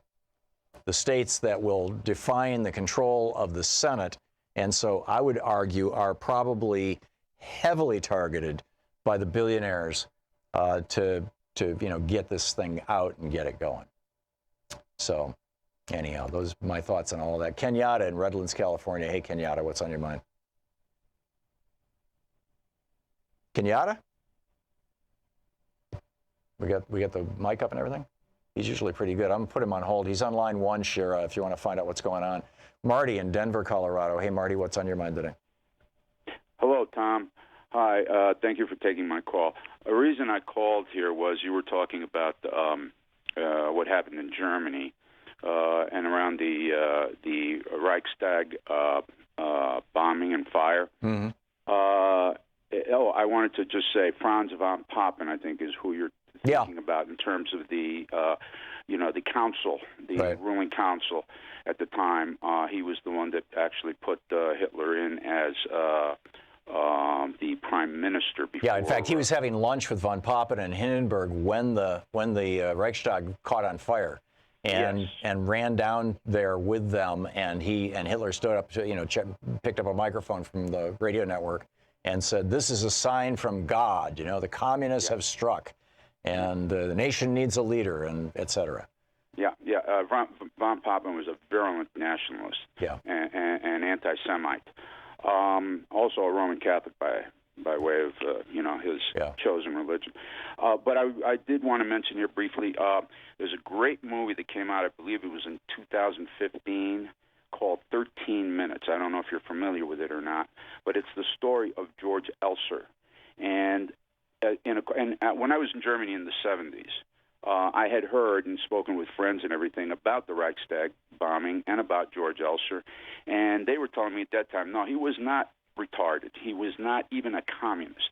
He had socialist leanings. He came from a very religious family. Are you talking about? I thought his name was Marius van der Lubbe, the guy who was charged with setting the Reichstag on fire. No, George Elser, the one that did the bombing at the conference hall that Hitler left about 9 minutes early. Oh, this was the assassination attempt. Okay, got it. Assassination attempt in 1939. And I'm sorry, I'm talking about the Reichstag fire was von der Lubbe, who was, if anything, probably somebody of not the highest IQ. He was a laborer. Well, in fact, there's evidence that the Nazi brown shirts walked him through the underground corridor between the office building that connected to the Parliament and brought him up through the basement of the Parliament and helped him pour gasoline on the tapestries that lined the walls of the main Parliament Hall and set them on fire. But that was Marius van der Lubbe, but that was in 33. You're talking about the 1939 assassination attempt against Hitler by Right, Iser. exactly. Okay. And I'm sorry, I did confuse those two, but that's also something that happened back then when there were good Germans, starting to wake up and wanting to fight back, and of course, it was too late. Yeah. And stuff, as the Reverend Niemöller had said. Yeah, and I don't think anybody today would suggest that anybody should be walking in with a bomb or any kind of intent for violence to solve this problem here in the United States. We are not that far down the road. In fact, that would be very dangerous talk, Marty. Yeah, they've done it to George Soros, I guess, last night. I don't know. Yeah, they put a bomb in his mailbox, but whether, yeah. But what was your point, Marty? Well, no, just in general terms, that what we're seeing is, it's almost like a bridge that's been built from the 1930s to what we have presently today. And of course, we know the history of the Trump family and Donald Trump, and also a lot of shadows, as I like to say, a lot of shadows of things that were and things that hopefully won't be but could be. Yeah. So we better get out there and we better start, fighting back with our votes, our voices, our intellect, and a lot of compassion and everything else. And our effort and our funds. Yeah, I'm with you, Marty. Thank you. Well said. And that's peaceful. Now is the time for peaceful resistance. And we've got to do it. Bob in Velocitos, New Mexico. Am I saying it right, Bob? Listening on KTRC. Hey, hi there, Tom. Hey, Bob. Appreciate you taking the call. Sure. Can you hear me okay? Just fine. I'm hoping that your listeners could check out The Great Mandate. A little while back, you ended a segment by saying, what can we do? It seemed like a heartfelt question. What can we do? And I believe that The Great Mandate is a vehicle which addresses the primary concern that we do not have a voice as the people of this country. I believe the majority of the people would like to be able to vote directly into Congress and to be able to have referendums and such directly from town council. Bob, I get it, but that's kind of, there's a lot of solutions. There's a lot, we can, somebody else called earlier and said, let's just pass a constitutional amendment that says the corporations aren't people and money isn't speech. I'm all in favor of that. Move to amend.org. Do it. But that's not going to stop Trump right now. What's going to stop Trump is empowering the Democratic Party. That's it. There's one political party that can stop Donald Trump. That's the Democrats.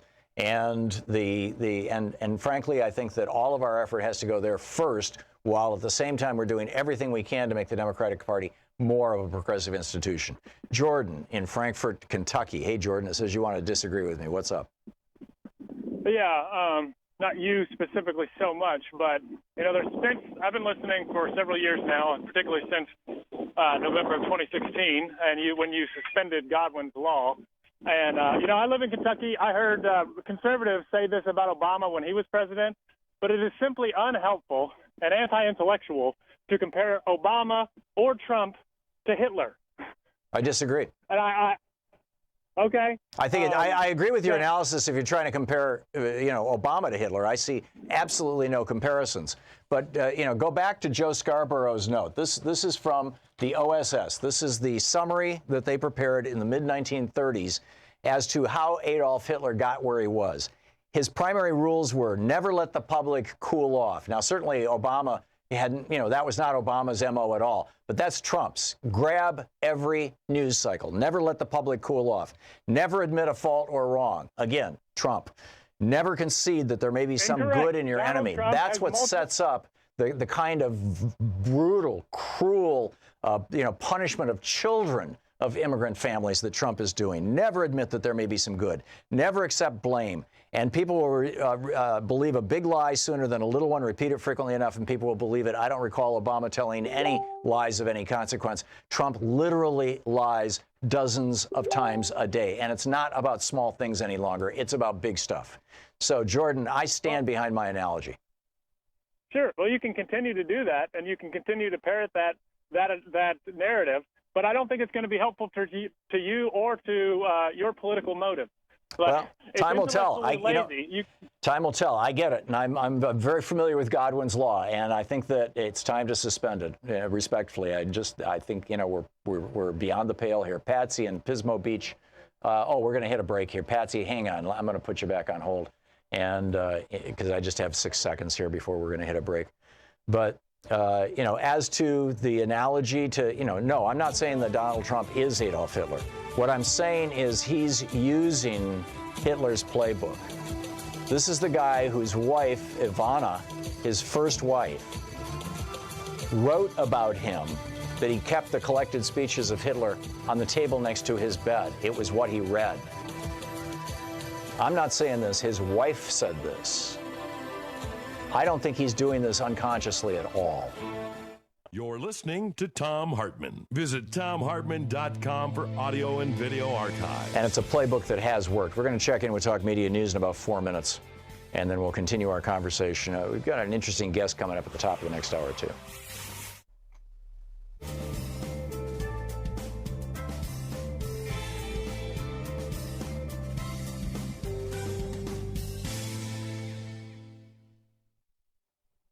And welcome back. And actually, it turns out Talk Media News will be with us an hour from now because they had to change their schedule around. Patsy in Pismo Beach, California. Hey, Patsy, thanks for watching Free Speech. What's up? Hi. Well, first I want to say that I'm half Hispanic on my mother's side, but I don't look it so people think I'm an ordinary white American. So if they say things around me, they really shouldn't. But when Trump calls himself a nationalist, it struck a chord there because I think he means that he's a white nationalist, which is an umbrella organization, that encompasses them all, like the KKK, the Aryan Nation, the whole thing. So you think this was another shout out, just like his Some Very Fine People shout out to the white nationalists or the white supremacists in Charlottesville? You think this is another shout out? Oh, I definitely do, and I'm actually kind of familiar with white supremacists because I used to live in Idaho. Yeah. But that's not what I'm calling about. And also, I noticed the news is starting to call him a liar. His claims about Muslims being in the caravan, coming from Guatemala, were called, by NBC without evidence, and by CBS, without that are called them unsubstantiated. So I'm thinking that's getting to be kind of interesting too. So it would be nice if they would just come right out and say Donald Trump is lying to you.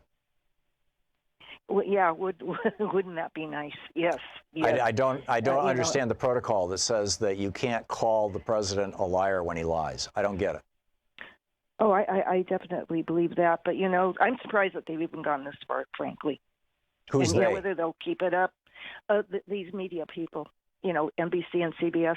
I don't know if cable news has picked up on that. Like I said, it would be very nice if they just start, saying you can't believe anything this man says. Yeah, I agree. Well said, Patsy. Thank you. Thank you for the call. Elaine in Seattle. Hey, Elaine, what's up? Hi. Thank you for taking my call. I'm in response to your what should we do, one of the questions that keeps coming up for me is we need to hear more of what you do on this program is relate history, that this is not the first time this is happening, and that there's plenty of signs that we can follow to know what stage things are at. I would love to see there be kind of depolarization meetings or dialogues at, perhaps held by universities, where historians could conduct talking sessions for nonpartisan, where people could hear what the parallels are to where we are now, and perhaps also hear what people did in this moment in other times. I've had an experience on the weekend with some Iranian friends in Orange County, where there was, they were attacked with, why don't you go home? You don't belong in this country. And the parents reacted very strenuously. What country do you come from? We probably pay the taxes that you are, that's supporting your Medicare or your So we need. We need more historical perspective. That's your point, Elaine? Yeah, I completely agree. In fact, I'm going to throw out an Arnold Toynbee quote when we come back on the other side. Elaine, thank you for the call. Thanks for listening to KBCS. We'll be right back.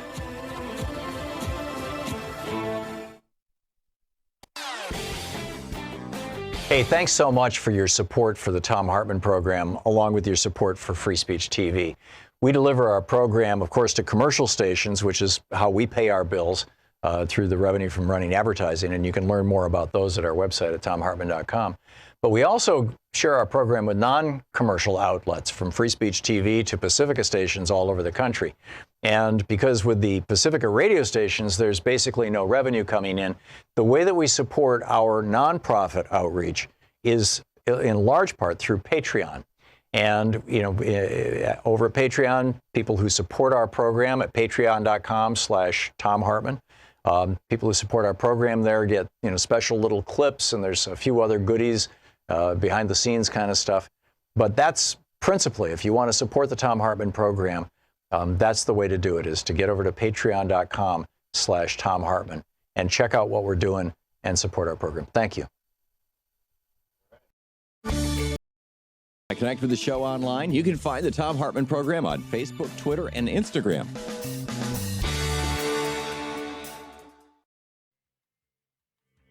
Welcome back. Thom Hartmann here with you. You know, Arnold Toynbee talking about the cycles of history. And in fact, I used this quote in my book, The Crash of 2016. Arnold Toynbee said that when the last man dies who remembers the horrors of the last great war, when that last man dies who remembers the horrors of the last great war, the next great war becomes inevitable. In other words, when history is lost in terms of human generations, in terms of the ability to share history from person to person, within a family, within a community, within a country, when that history is lost, then the mistakes are inevitably repeated. It's like, you know, when Phil Gramm got up in the U.S. Senate in 1998, and Senator Phil Gramm and said, you know, Glass-Steagall, we don't need Glass-Steagall anymore. Look how well it's worked. We haven't had a bank failure since 1933. So let's just repeal it. And they did with Graham Leach Bliley. And guess what? You got a crash in 2008, and you got another crash coming, driven by the behavior of these big banks that would have been illegal under Glass-Steagall. Well, it's the same thing, in my humble opinion, for people who are unaware of how the Nazis came to power in Germany, how, and perhaps more to the point, since Hitler seems to be so radioactive, how Mussolini came to power in Italy, how Franco came to power in Spain. That was a little different there. Or, you know, what's his name in Chile? I mean, pick your country, right, that has had a fascist takeover. It typically follows the same script. Michael in Ventura, California. Hey, Michael, what's on your mind? First off, I was a Republican. I voted for Trump, and I did not realize how awful his administration and his plan was for the American direction. I grant you absolution, Michael. I really would like to say this, okay? Ever since Trump has been into office, personally, towards me, racism has escalated. I know it doesn't sound like it, but I am a full-fledged Mexican. Mm-hmm. My great-grandfather was born in California. So when people do say, why don't you go back to your homeland, I just thought, I wish I could. I really wish I could, and just bask on the beaches of Ventura. Mm-hmm. And it's really sad. It's really, really sad. Just like you said earlier, all you have to do is to listen, pay attention, not only to what Trump says, but what his administration does not say. So before Trump, did you have white people coming up to you? You look Hispanic. Your ancestry is Mexican. Before Trump, did you actually, with any frequency at all, have people coming up to you saying, "Why don't you go back to Mexico or go back to where you came from?" And after Trump, have you seen a substantial increase in that? Is that what you're telling me, Michael?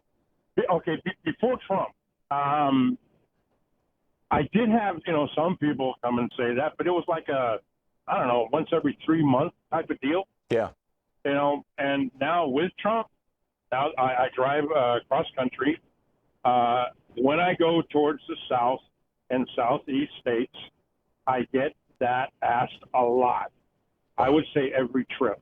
Wow. Every single trip I go out. Yeah, and it's just kind of like, come on, people, this is 2018. Yeah. I've actually had men from Tennessee ask me, where did I go to learn English so well? Huh. I'm just kind of like, first off, that's wrong, but I'm not going to try and, teach them English. Yeah, well, and secondly, your diction is probably better than most Tennesseans. Although, by the standards of Tennessee, I mean, we have to respect regional dialects and all that, but exactly. Still, that's crazy. Michael, thank you for sharing your story with us. That experience of racism being turned on you is the principal thing that turned you against Trump. No, his whole plan, his whole economic plan. I did research who really was going to get tax cuts. Right. Who were the tax cuts for? Why does he want to be friends with Saudi Arabia? In my opinion, we do not need their oil. If this country would just let loose on our drilling.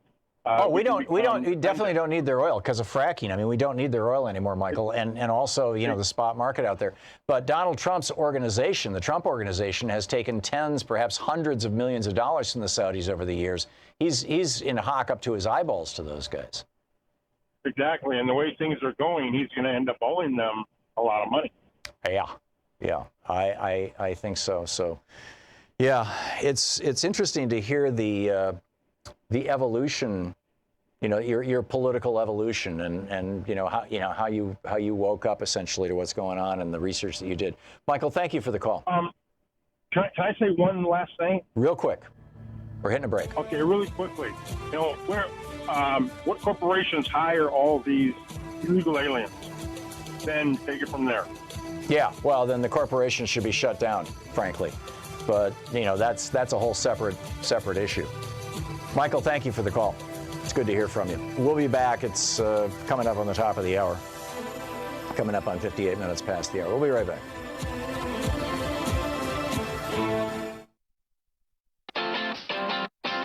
You're listening to Thom Hartmann.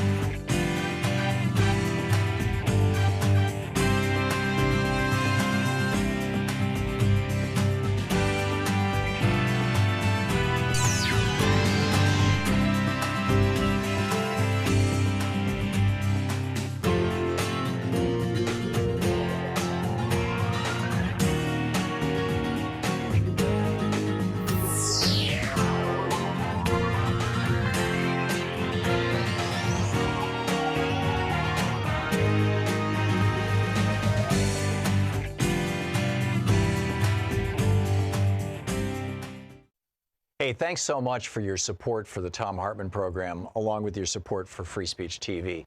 We deliver our program, of course, to commercial stations, which is how we pay our bills through the revenue from running advertising, and you can learn more about those at our website at thomhartmann.com. But we also share our program with non-commercial outlets, from Free Speech TV to Pacifica stations all over the country. And because with the Pacifica radio stations, there's basically no revenue coming in, the way that we support our nonprofit outreach is in large part through Patreon. And, you know, over at Patreon, people who support our program at patreon.com/Thom Hartmann, people who support our program there get, you know, special little clips, and there's a few other goodies, behind the scenes kind of stuff.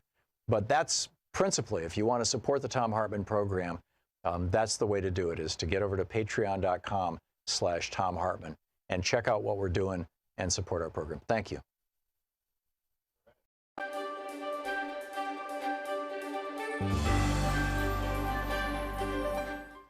Today we're reading The Shadow President, The Truth About Mike Pence by Michael D'Antonio. This is from the first chapter. For decades, Pence had presented himself as a humble servant who could be entrusted with power because he was at heart a mild-mannered Midwesterner. Friends and foes alike said his major character trait was extreme niceness. When given the opportunity, Pence described himself as a true Hoosier, son of Indiana, who was a Christian, a conservative, and a Republican in that order. This is how he had introduced himself to the country at the Republican National Convention 6 months earlier.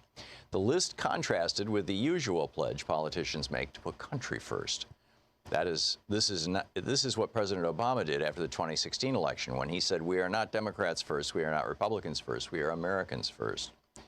The vice president's self-declared identity revealed both his priorities and the source of his power. For 30 years, he had helped lead the Republican Party into a closer alliance with preachers who were turning evangelical Christianity from a religion into a political crusade that engaged in a culture war with non-believers. The aim of many was to destroy abortion rights, roll back the equality gained by gay citizens, and prepare the nation for the second coming of Christ. Pence and others used martial metaphors and considered themselves warriors of the Christian right, both besieged and called upon to fight. Quote, "Those who would have us ignore the battle being fought over life, marriage, and religious liberty have forgotten the lessons of history," said Pence in 2010. "America's darkest moments have come when economic arguments trumped moral principles." Pence's allies in his war included hugely wealthy donors who, despite their vast wealth accumulated at a time of historic inequality, also posed as victims. As libertarians in the mold of Ayn Rand's cardboard characters, they felt inhibited in the pursuit of even greater riches by a government that imposed foolish regulations and would redistribute their wealth to the supposedly indolent poor. Starting with this perspective, they denied the science behind environmental protection, demanded tax cuts for themselves, and insisted on massive reductions in programs serving anyone who wasn't rich. The victimhood claimed by both the libertarians and the Christian right permitted the construction of an alternative reality that denied their own power and masked their ambition to make politics and culture conform to an ideology that included white Christian supremacy and predatory capitalism. It also denied the progress they had made in their construction of their own political might. With his oath of office, Vice President Pence became both the free marketer's hero and the most successful Christian supremacist in American history. Most of Pence's life had been preparation for this moment, and possibly one more. His lifelong goal, set when he was a boy, was the Oval Office itself.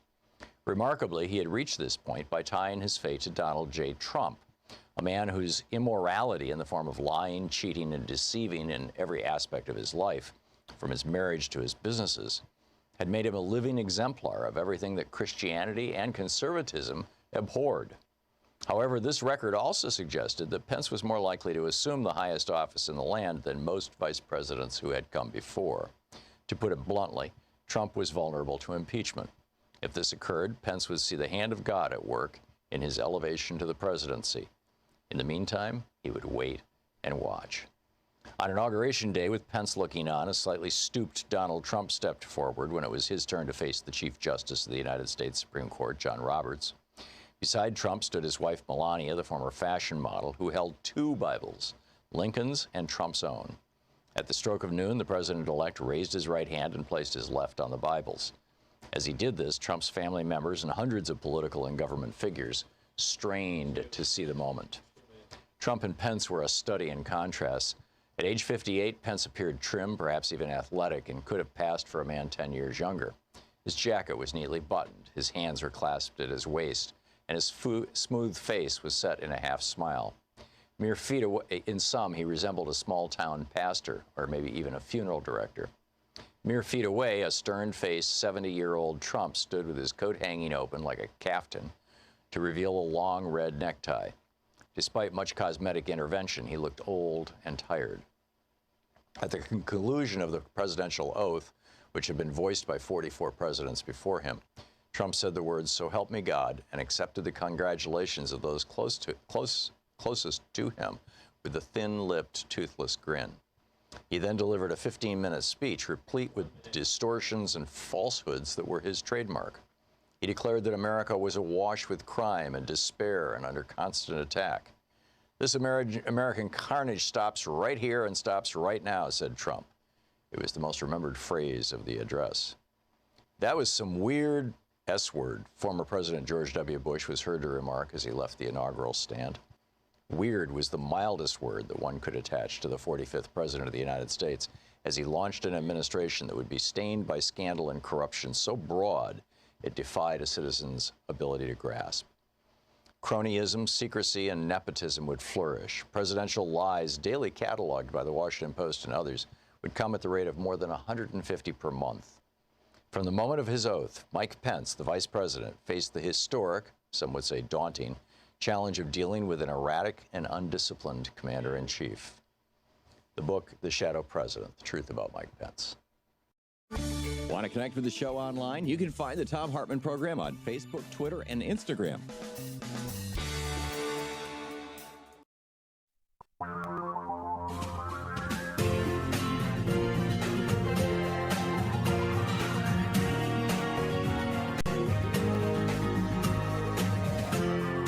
This is the Thom Hartmann Program. Welcome back. Thom Hartmann here with you. LaTosha Brown, the co-founder of Black Voters Matter, is on the line with us. The website blackvotersmatterfund.org. And her Twitter handle is Ms. MS LaTosha, L-A-T-O-S-H-A, Brown.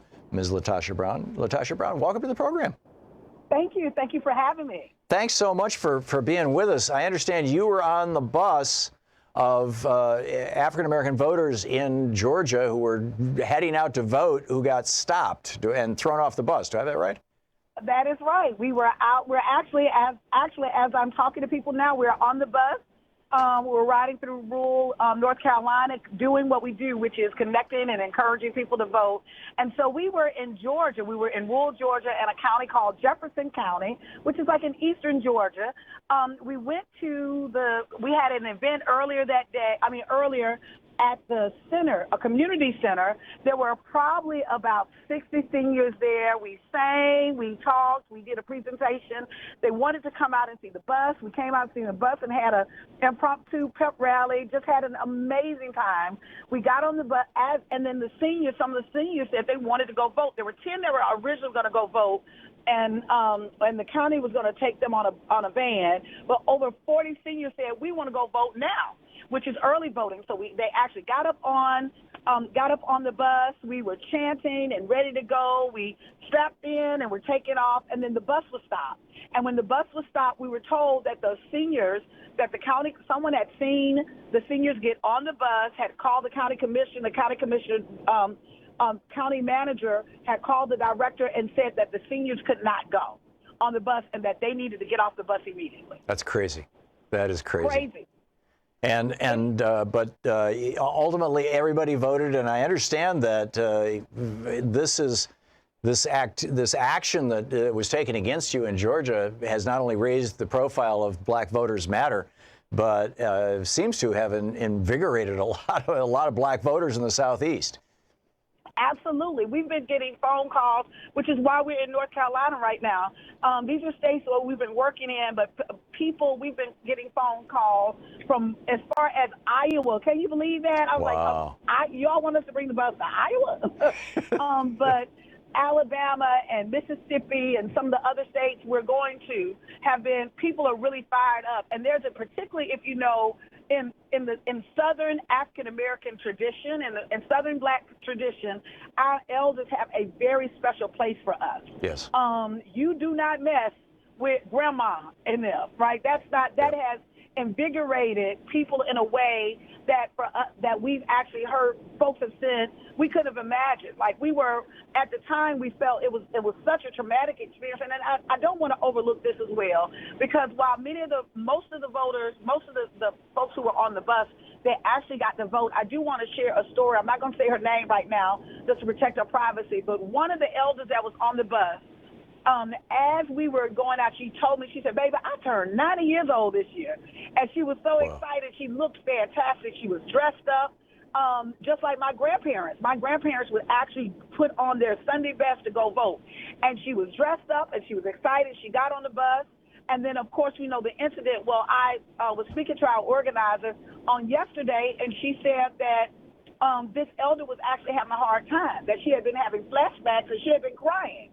That incident had triggered something in her of what she had experienced as she was growing up in the deep rural South. And I think we have to see this as not just these incidents, not that it's just voter suppression or their interference with the vote, or even whether folks want to say it was a misunderstanding, whatever it is, there are consequences that people who have lived through that, who have experienced a time when they could actually be killed just for registering to vote, that something like this could be really traumatic. And in this experience, there's a 90-year-old woman who was one of the women on this bus who has actually been experiencing that. So I just wanted to offer that this is real. These are people's lives, and we've got to do everything we can to protect the vote, that we are all on one accord, that it's everybody's right to vote. If you're a citizen of this country, that is your right, and the government should be facilitating people to vote, not necessarily trying to stand in the way of them voting. Yeah, amen. Although the Republican strategy since 1980 has been to block, well, actually, the white racist strategy forever, I mean, going back to Reconstruction, has been to block the black vote and block the women's vote, for that matter, for a long, long time. So blackvotersmatterfund.org is the web. By the way, that's a remarkable story, Latasha, and that's so on point about, the trauma that woman shared. Thank you for sharing that with us. Tell us about the Black Voters Matter Fund and what people can do to support your efforts if they go to your website, blackvotersmatterfund.org. Yes. So with our Black Voters Matter, we have a C3 if they want to give a tax-deductible donation. That all that arm of our organization does is actually do voter education and GOTV. And this is nonpartisan, right? This is not affiliated with any political party. Is not affiliated with any political party. We do have a C4 that we do a lot. We do issues, and oftentimes we're really more focused on issues, but we will support campaigns that support the issues that we're concerned about. But so you can go on our website. Our organization is designed to help build the political infrastructure in black communities, that there is an engagement to really address voter apathy, to really address some of the issues, to really listen to folks and connect with people. That's how we know that you build power, by connecting folks. That if you want a true democracy, you want as many people as possible to be a part of the shaping of it and to take ownership of it and to be a part of it. So that's part of our work. Even out of this process, one of the things that we're doing is on this Sunday, people can go on and they can donate. They can actually volunteer. You can do virtual phone banking with us. But on this Sunday, we are organizing with 15 other partners that we've brought together to do what we're calling a No Voter Suppression Sunday. We're kicking it off in Atlanta. We've got a fleet of buses. We're going to have at least 12 buses that are taking people to vote, early vote throughout the metro Atlanta area, and then all that week we're doing it in selected rural counties that we're working. We want folks to know how serious we are about protecting this right to vote, and we want people to know how serious and committed we are to connecting, educating, inspiring, and mobilizing and motivating our people to really be a part of this democratic process, because that's what we think will make democracy stronger and better. Yeah, and you're right. You're absolutely right. So it's, you're doing God's work, Latasha. I'm so glad that you're out there. I'm so glad that we were able to get you on the program and share your story with people. Will you please keep us up to date on how things go? I would certainly do that. Thank you for this platform, and please, we ask people if they want to get updates on us. Please, we're very active on our Facebook page, so check us out on Facebook, and they can even text us. We Matter at 797979, and then they can get updates from us. Text We Matter to 797979? That's correct. Cool. Okay, and the website, once again, is Black Voters Matter Fund, FUND.org. And Latasha Brown. Latasha, thanks so much for the great work you're doing and for dropping by our program, and just keep it up, please. Keep it up. All right, thank you. Okay, I look forward to talking to you next week, find out how everything else is going. Sounds good. Okay. Yeah, good talking with you. We'll be back. Is Donald Trump following, I'm not saying Donald Trump is Hitler. Is Donald Trump following the fascist playbook? Is that what's going on? Or is it something different? And if it's something different, can you identify that for me? Because I don't see how it can be anything other than that. This is the Thom Hartmann Program. It's coming up on 15 minutes past the hour. We'll be back with your calls after this.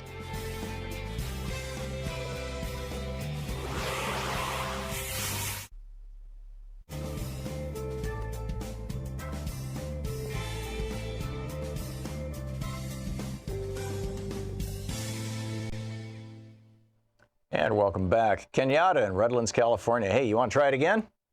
Yes, I am. And I'm going to tell you that, as far as I'm concerned, the technical snafu was on your end. It entirely may have been.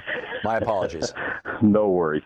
Listen, I want to say a couple of things. I don't know how much time I have, so I'm going to speak fairly rapidly, Tom. You have 3 minutes, 12 seconds.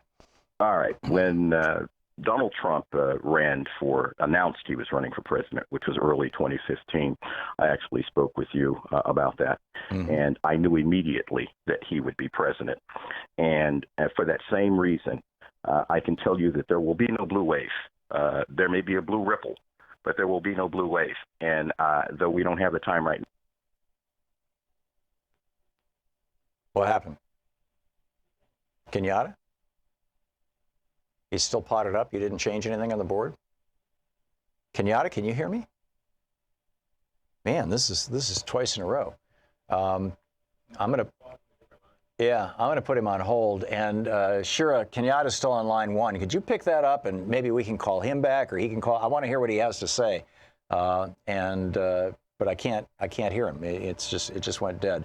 Let's try picking up another call here and see if it works. Charles in Portland, Oregon, listening on X-Ray FM. Charles, can you hear me? Charles? Oh, yeah, you're on the air, Charles. Hi, how you doing? Greetings from Moscow on the Willamette, Tom Dwyer Automotive, and X-Ray FM. Okay, what's up? Just wanted to give you a call about Godwin's Law. That I'm sorry, walking through the South here. It's misinterpreted too often.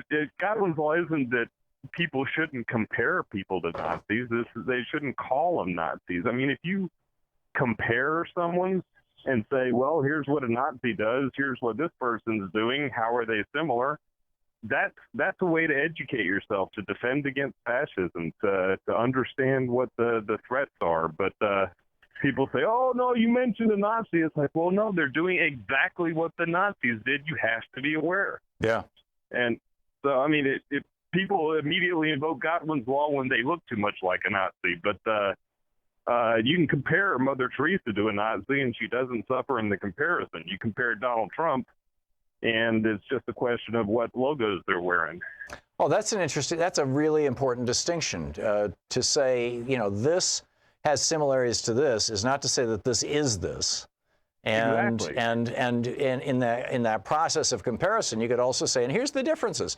And that's sort of my question. I mean, I've had a couple of people call. I've got another one on the board here who wants to tell me that I should not be comparing Trump to Hitler.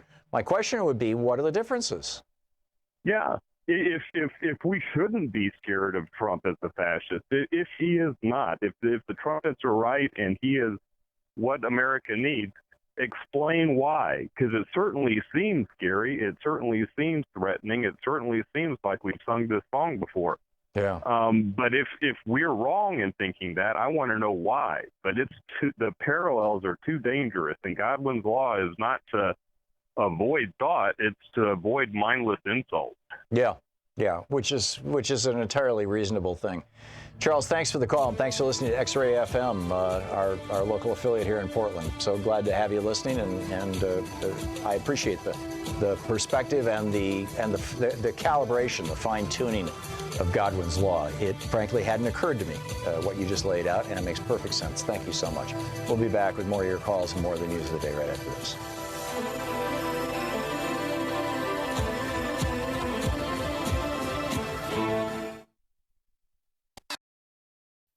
Hey, thanks so much for your support for the Thom Hartmann Program, along with your support for Free Speech TV. We deliver our program, of course, to commercial stations, which is how we pay our bills through the revenue from running advertising, and you can learn more about those at our website at thomhartmann.com.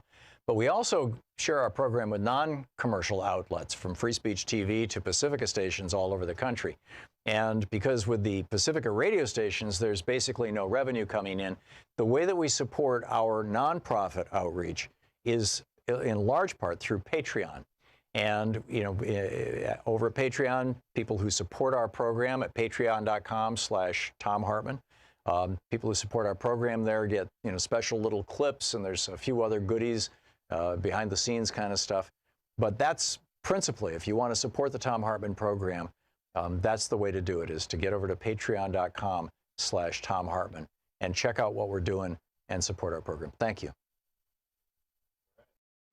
Want to connect with the show online? You can find the Thom Hartmann Program on Facebook, Twitter, and Instagram.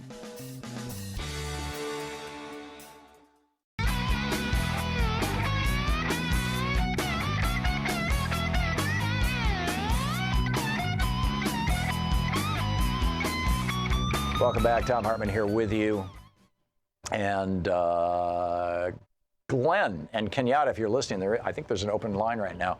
If you want to try and pop back in there, I don't know why we keep having technical problems. Glenn in Winston-Salem, North Carolina, you're on the air. Hey, Tom. Hey, I wanted to comment about what you said about Trump, and I'll say this first before I comment on that. You are right about one thing. I agree with you. If you don't learn from the past, you repeat it. And that's exactly why Hillary Clinton didn't win. Most people in the United States, even though the media told us otherwise, were fed up with the liberals controlling the country the way they were. And in reference to Adolf Hitler, I don't believe I've ever heard Donald Trump say he wanted to rule the world, which Adolf Hitler did. He also doesn't believe in killing Jews, which I 100% disagree with. I've never heard him say that. And also, he's not a dictator. He can only pull 2 terms. So I'm not quite sure what you're talking about. Okay, first of all, Hitler never proclaimed an intention to kill Jews. In fact, he hid the fact that he was killing Jews, number one. Number two, you realize that already there's been 2 people who have died in Trump's detention camps. No. Yeah, there's 2 people. One died, and the other committed suicide after his 3-year-old child was torn away from him. He committed suicide that night. So you've already got people dying in Trump's concentration camps down south. Wait a minute. And if he's guilty of that, why wasn't he prosecuted for it, charged with a crime? Because to prosecute Donald Trump, you would have to have Jeff Sessions sign off on it at the Department of Justice, and I don't think that's going to happen. Okay, so he's above the law, right? He certainly seems to be. Okay. You got it figured out, don't you? I think I do. I do, Glenn. Sounds like it. Okay. It's funny, everything happens to him you accuse him of. Nothing happens because it's all crap. Yeah. Okay, Glenn. Yeah. You know, your opinion was heard. Thank you very much for the call. Kenyatta, let's try this again in Redlands, California. What's on your mind? Hey, Tom. Hopefully you can hear me. I just wanted to say that I was mentioning that when Donald Trump announced that he was running for president, I knew he would be. And I don't think there will be a blue wave in the midterms. I think it'll be a ripple, as I mentioned before. And I talk more about that in an op-ed that I wrote that was actually posted on your website. And if I could plug it, I think it'll give everyone a great insight. It's r.Kenyatta, Kenyatta, and it's called Pardon My Chortling, Chortling. With respect to Donald Trump being Hitler-esque, I must tell you that when he announced, I turned down the sound on many speeches that I had looked at from Adolf Hitler, and also the sound of Trump's speeches while at the podium, and it is grotesquely similar, the gesticulations without the sound. It's something you really should look into. And of all the things that he has said that I think speak to this whole scenario, is you may recall that on the campaign trail, Donald Trump said and meant, I could shoot someone on Fifth Avenue and no one would do a thing about it. Oh, he said I wouldn't lose a vote. Yeah. Yeah. Well, that's a distinction without a difference. Yeah, no, I agree. I agree, absolutely. He disappointed a guy to the Supreme Court who has a history of having a judicial temperament that, the president is basically above the law. This is very dangerous stuff. Yeah. Yeah, and then on top of that, Neil Gorsuch just yesterday said that the lower court had said that Wilbur Ross, who now we all know lied about why they were putting the citizenship question on the census, which will suppress federal monies going into largely Hispanic neighborhoods as a consequence of that. And the Constitution doesn't say that we shall count every citizen. It says we shall count every person in the United States. But by putting that question on the census, Wilbur Ross was up to no good, and he was being sued, and he was going to be deposed. And Neil Gorsuch and Clarence Thomas yesterday signed an order from the Supreme Court saying, nope, he's got immunity from a lawsuit. I think this is the setup to saying the same thing for Trump. Oh, absolutely, because he knows what's coming down the pipe. Listen, if we don't know who Donald Trump is, Donald Trump knows who he is. Yep. And I got to tell you something that really concerns me in this environment right now. A few weeks ago, you and I talked about the country coming unglued, and I wasn't talking about race war. I'm talking about things that could lead up to it. I'm talking about, Tom, can you imagine what a political assassination would do to this country right now? God forbid. God forbid. I don't even want to contemplate Kenyatta. I know. I don't either. Yeah. I'm very wary of even that kind of talk on this program. I understand, Tom, and that's why I slow walked it. But we do. But I think Kenyatta, if there was a terrorist incident, particularly if Donald Trump could blame it on a Hispanic person, if there was a terrorist incident in the United States, I think, it wouldn't even have to be as big as 9/11. It would just have to be big enough that Fox News could hyperventilate about it for a week or so. A lot of things could change really bad, really fast, and Donald Trump may not end up being term limited to 2 terms. You'd be looking at martial law immediately. That's what I'm saying. That's what I'm saying.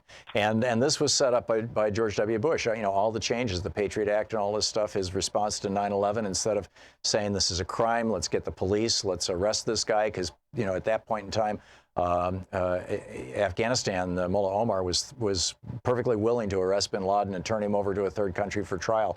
And Bush said, no, I want to have a war. War presidents get reelected, as he had told his biographer. You know something, Tom, and this fellow, this journalist that was killed in Turkey at the Saudi Arabian embassy. You know something? It's funny you mention that, because the United States did nothing when 15 hijackers came from Saudi Arabia and killed 3,000 Americans. They're not going to do anything this time. Yeah. And by the way, Sky News is now reporting that body parts of Khashoggi have been found in the garden of the Saudi attaché or ambassador, or whatever. He's not the ambassador, but whatever his title is, the guy consul, thank you, who is running the consulate. Kenyatta, thanks for the call. We'll be back. You're listening to the Thom Hartmann Program. Call 202-808-9925. We'll be back with more of the news of the day and your calls right after this.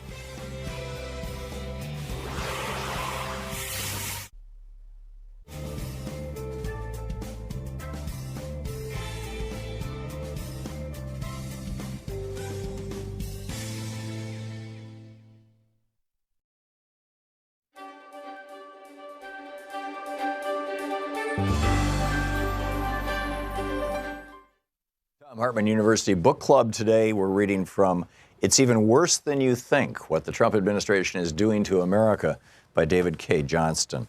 This is from page 61, the chapter titled Forgetting the Forgotten Man. In 2010, the U.S. Department of Labor created a website to honor workers who died on the job. Quote, more than 4,500 workers, lose their lives on the job every year.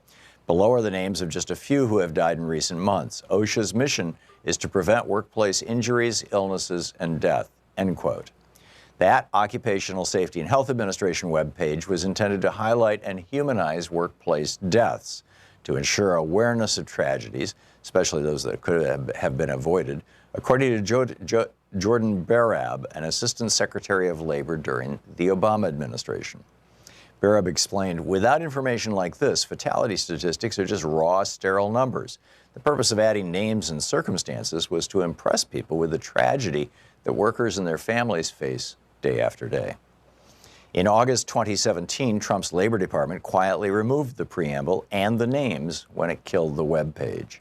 It also took down, without public announcement, the fatality inspection data for all years prior to 2017. Those were just two of many other Trump administration actions inimical to worker safety. Others included no longer posting press releases about deaths resulting from unsafe working conditions, delaying rules to reduce sickness and death from inhaling silica and beryllium at work, delaying rules to lower the risk of railroad engineers and truck drivers falling asleep at the switch or wheel because of untreated sleep apnea, and the appointment to the Supreme Court of a judge who held that a company had the right to fire a worker who chose not to freeze to death on the job. A reasonable person listening to Donald Trump's inaugural address would never have expected these and other actions, assuming he believed what Trump said. Trump declared, "The forgotten men and women of our country will be forgotten no more. You came by the tens of millions to become part of a historic movement, the likes of which the world has never seen before. At the center of this movement is a crucial conviction that a nation exists to serve its citizens," end quote.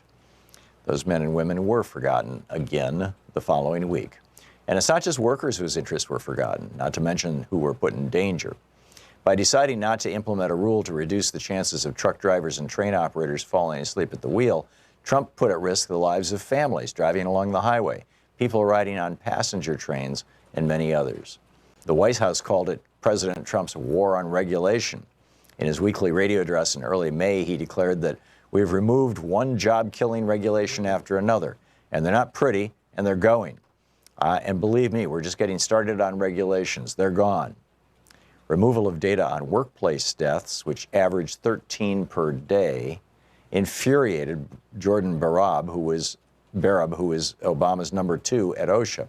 As a private citizen, Barab created a web page to keep track of the names of the dead and the reasons they were killed on the job.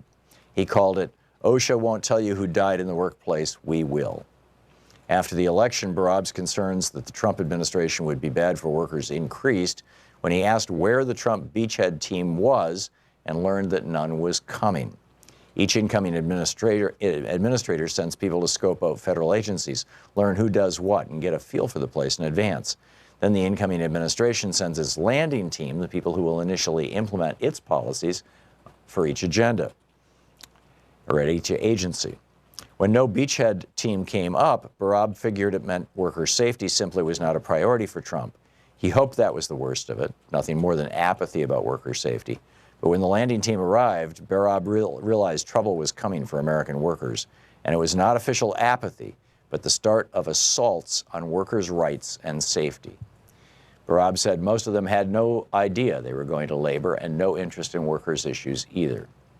What they did have was a mandate to delay, repeal, or weaken regulations that protected workers, as part of Trump's plan to eliminate, quote, any regulation that is outdated, unnecessary, bad for workers, or contrary to the national interest, end quote. The first sign came when Trump nominated Judge Neil Gorsuch to the Supreme Court. Gorsuch was an acolyte of Antonin Scalia, whose seat he would be taking. Like Scalia, he said statutes should be literally read, and if that made no sense, well, that was a problem for Congress. Also like Scalia, he had a habit of consulting dictionaries, often following Scalia's practice of relying on the third, fourth, or even lesser definition of a word when it supported his jurisprudence. Trump's nomination alarmed unions. Jody Calamine, a communications worker of America lawyer, told Gorsuch's Senate confirmation hearing that Gorsuch, quote, is a threat to working people's health and safety, end quote. Calamine cited Gorsuch's dissent in the 2016 case to make this his point. That dissent, he said, reveals an anti-worker bias and features the judicial activism that will ultimately put workers' lives at risk, end quote. Those are unusually strong words about a Supreme Court nominee, but a review of the case shows Gorsuch has little regard for human life, at least when it comes to employers' power over their workers. He considers a rigid interpretation of the law more important. The case was about a law Congress passed giving workers the right to refuse dangerous tasks. Gorsuch said, no, you may not refuse. It's even worse than you think, by David K. Johnston. Want to connect with the show online? You can find the Thom Hartmann Program on Facebook, Twitter, and Instagram.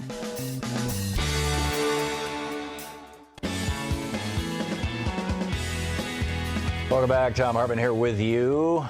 And, quite a conversation that we're having here today about what is this? What is this that we're seeing, this whole Trump phenomenon, the Republicans all getting in bed with him after all of them, all the other 16 Republican candidates going, that guy's crazy, or that guy's a liar, or that guy's a con man, or that guy's a grifter. I mean, all words that literally came out of the mouths of his Republican opponents. And now they're all, competing with each other to polish his shoes. What do we call this? You call it fascism? Is that the direction we're going? And what happens if the Democrats don't take the House of Representatives? I'm very concerned that Trump will it'll be Trump unleashed. And this country is going to take a leap in a direction that will be, well, we'll see. It concerns me. JC in San Francisco. Hey, JC, what's up? Good morning, Tom. Thanks for taking my call. Have you heard of the film, The King's Choice, made in 2017 with Jesper Christensen? No, I'm sorry. It's about the weekend that the Nazis invaded Norway and Denmark, April 8th and 9th. And it's a 2-day story about the invasion of Norway. And King Håkon VII, the Danish King Christian, the Danish king's brother, happened to be the Norwegian king.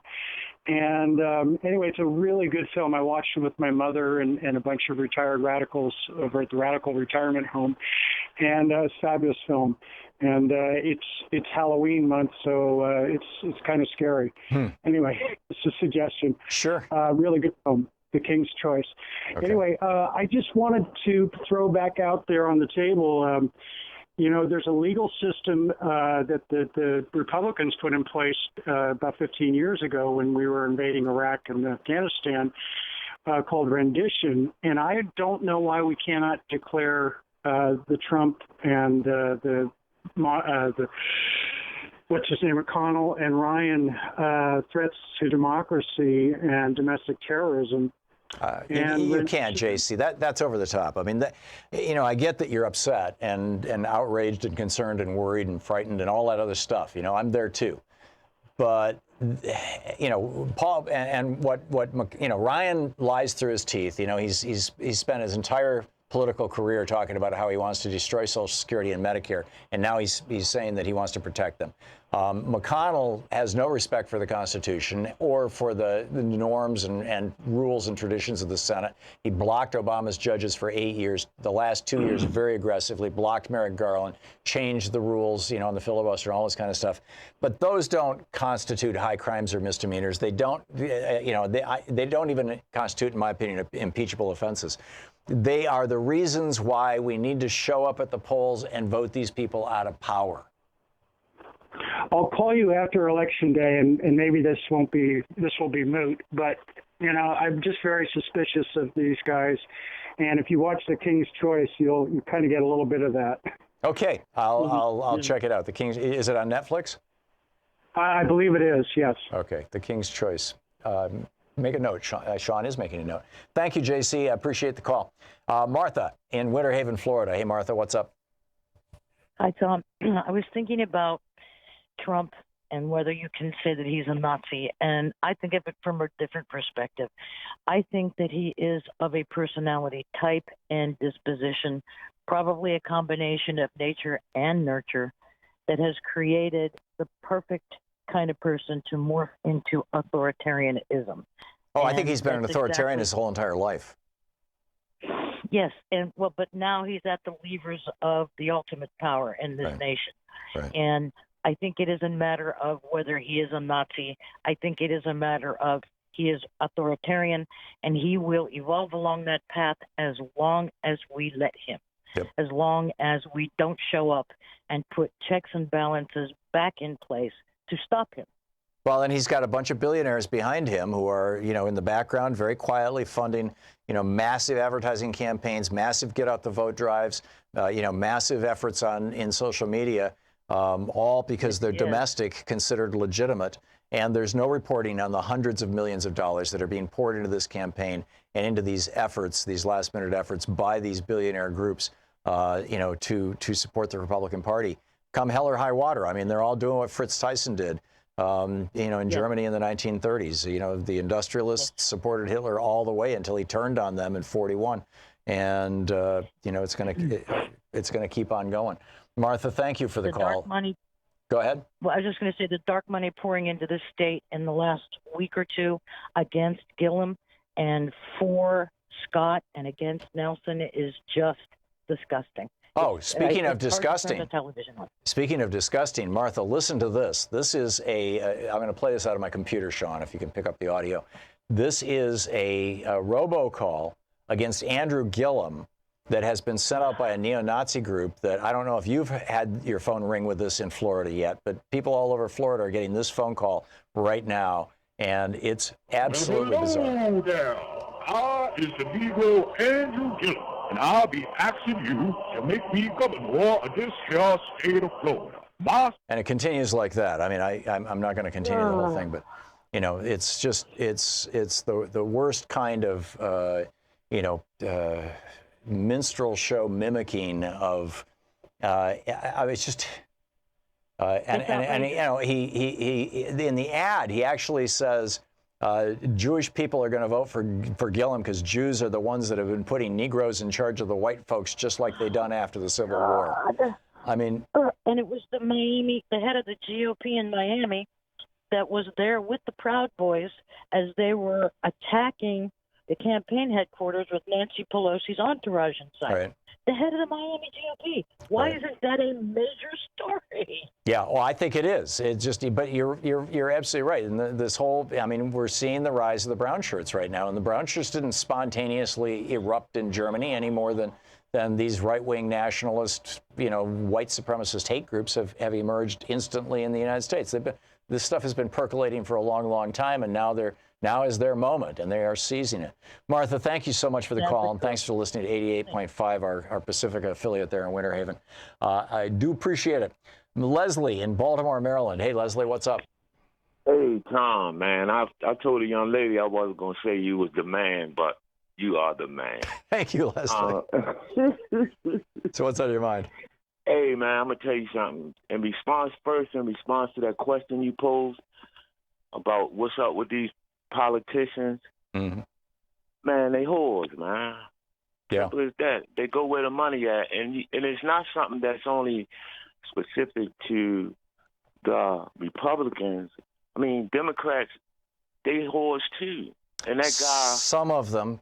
The reality is that it's fewer and fewer every election cycle, Leslie, and that's a good thing. But I mean, they'll flip to you if it was in their best interest to flip. But I don't think so. I think you've got some really principled people in the Progressive Caucus, and it's the largest caucus in the Democratic Party, I believe, and the largest caucus, might be the largest caucus in Congress. And more and more Democrats are saying, okay, that's it. We're gonna throw in with the progressives. So coming from you, I will accept that, and I will change my opinion. Thank you. But I think that what needs to really be focused on, man, is trying to get it on the national ballot where we can have term limits, man, for these people, all of them, because, I mean, that's what's corrupting the whole government. Here's the problem, Leslie. When you have, because term limits, this is something the Republican Party has been pitching since the 1950s, really. Actually, since Roosevelt got elected for the fourth time, the Republican Party has been pitching term limits. And they've been put into place in a number of states. And the results are in. We now know what happens when you have term limits. And what happens is that there is a permanent infrastructure that develops around every political structure. In other words, around every legislature, every Senate, you've got a semi-permanent infrastructure of lobbyists. And they know how the system works. They know how things get done. They know how bills get written. They know how they get introduced. They know where the bodies are buried. They know who has power and who doesn't and how to get it and all that kind of stuff. And what happens with term limits is that the new people coming in, instead of having the old people to mentor them, a new senator no longer has a John McCain who's been there for 30 years to say, here's how it works, young man, or woman, as the case may be, let me show you how these things get done. Instead, they have to go to the lobbyists for their mentoring. And so when you have term limits, what you find is that the power of lobbyists is more than doubled. It's wildly amplified. And those states that have instituted term limits have basically turned into corporatocracies. It's not a good idea. What happened with that guy, like a guy like Mitch McConnell, man, that's been in there? The way you term limit Mitch McConnell is at the ballot box, Leslie. It's the only way to do it. I mean, we do have term limits. They're called elections. And, if somebody can keep getting elected, that's, bad on us. But Leslie, I got to move along, but thank you for your call. I get, you really want this to work and you're well-intentioned and God bless you. But I'm telling you, if we were to have term limits for members of Congress, it would not be a good thing. It really would not be a good thing. And it's not a good thing in the states. And we now know that from what we've been able to look at. And of course, we were warned about it for a long, long time by people like, Public Citizen and whatnot, not to go down the term limits road. The Republicans even tried to undo the federal term limits, the constitutional amendment for term limits that they passed during the Reagan administration. They thought he could win a third election. You're listening to Thom Hartmann. Visit thomhartmann.com for audio and video archives. We'll be back. We're going to check in with Talk Media News in 4 minutes and find out what's going on in the world. Stick around.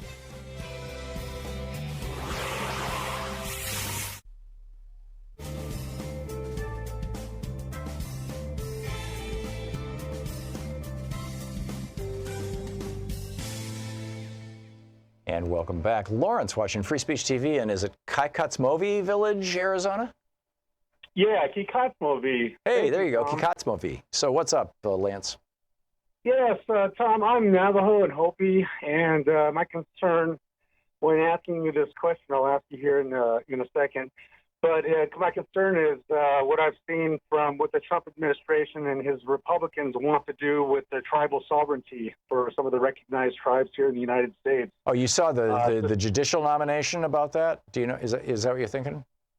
Well, I'm thinking more along the lines of Medicaid and Medicare, where he wants to institute his version of the work requirements. Yeah. And so, I want to jump ahead to this question is, it gets to that point where you guys were talking about Mitch McConnell not paying attention to the rule of law and, the checks and balances in the Senate and in the Congress. And it gets to a point where Trump, maybe he'll get us into a scenario where he institutes martial law. For how long do you think he can do that? And do you think he can eliminate the Democratic Party? I only ask that because, I only see the Democratic Party in favor of supporting anything for the Native Americans these days. I don't really see the Republicans doing that, and that's why. And I'll go ahead and take my answer off the air. Thank you. Sure. Lance, I don't know the answer to the question. I mean, we're all, in the area of speculation here and very concerned speculation, and that's a very, very, that's kind of fallen off the edge of the cliff. The judge that I was telling you about, there is a fellow, and I'm sorry I'm not drawing his name immediately to mind. It's a fairly simple, short, kind of Anglo-Saxon name like Andrew Miller kind of thing, but it's not that name. But this guy has made his reputation in the legal world as a lawyer suing Native American tribes and trying to challenge the sovereignty of Native American tribes. And he's from Washington State, and Donald Trump wants him to be on the federal bench. They want to make him a lifetime judge in the Ninth Circuit, which is the most liberal circuit. This is one of the most crazy right-wing whack job guys who's built his career trashing Native Americans. And Mitch McConnell is pushing it through in the absence of the Democrats. There's still a few Republicans who are hanging out in Washington, D.C., and they are certifying judges as we speak. And I don't know if this guy is on the bench yet, but they're moving him in that direction. And I know that a lot of people in the Native American community are very, very freaked out about this. And, it's just like I said, Mitch McConnell does not respect the rule of law at all. And this could be a really, really bad thing. They are packing the federal judiciary like there is no tomorrow. So, Lance, were you familiar with that? but I'm going to have to study up on that. And I think I've heard a few things and seen some articles, but I was just concerned because we have the elderly that are on, the social safety nets that we have out here provided under the treaties for the federal subsidies, Right. And so it just seems though that they're getting tired of paying those subsidies to the tribes under these treaties. And Trump, I'm sure he wants to eliminate these treaties, not only for that, but to get to the land. And what can he do if he gets to that point where he doesn't have a Democratic Party or opposition? Yeah. Oh, look whose picture in he hung! Look whose picture he hung next to his desk in the Oval Office. Andrew Jackson, the great Indian killer, was his. Exactly. Yeah, Lance, thanks a lot for the call. It's good to hear from you, and give our regards to everybody there. We're going to be back with Talk Media News in just a moment, I believe. Actually, nobody has called in from Talk Media News. It should be Luke, but he hasn't called in yet, so we'll see what happens in just a minute. Stick around.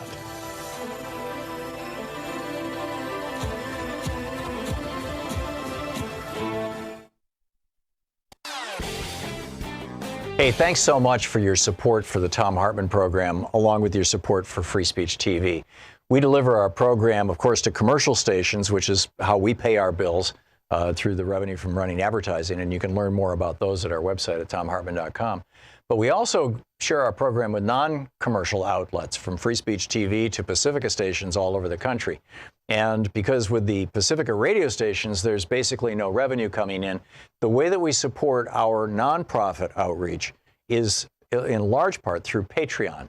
And, over at Patreon, people who support our program at patreon.com/Thom Hartmann, people who support our program there get, special little clips, and there's a few other goodies, behind the scenes kind of stuff.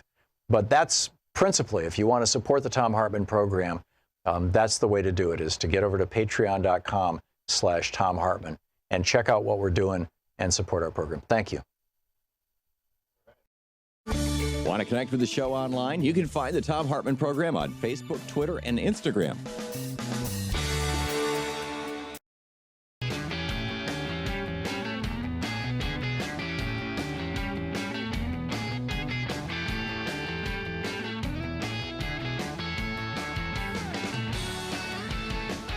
Let's check in with Luke Vargas and find out what's going on in the world today with Talk Media News. This report brought to you by goatsfortheoldgoat.com and Loving What You Do, Ellen Ratner's new book.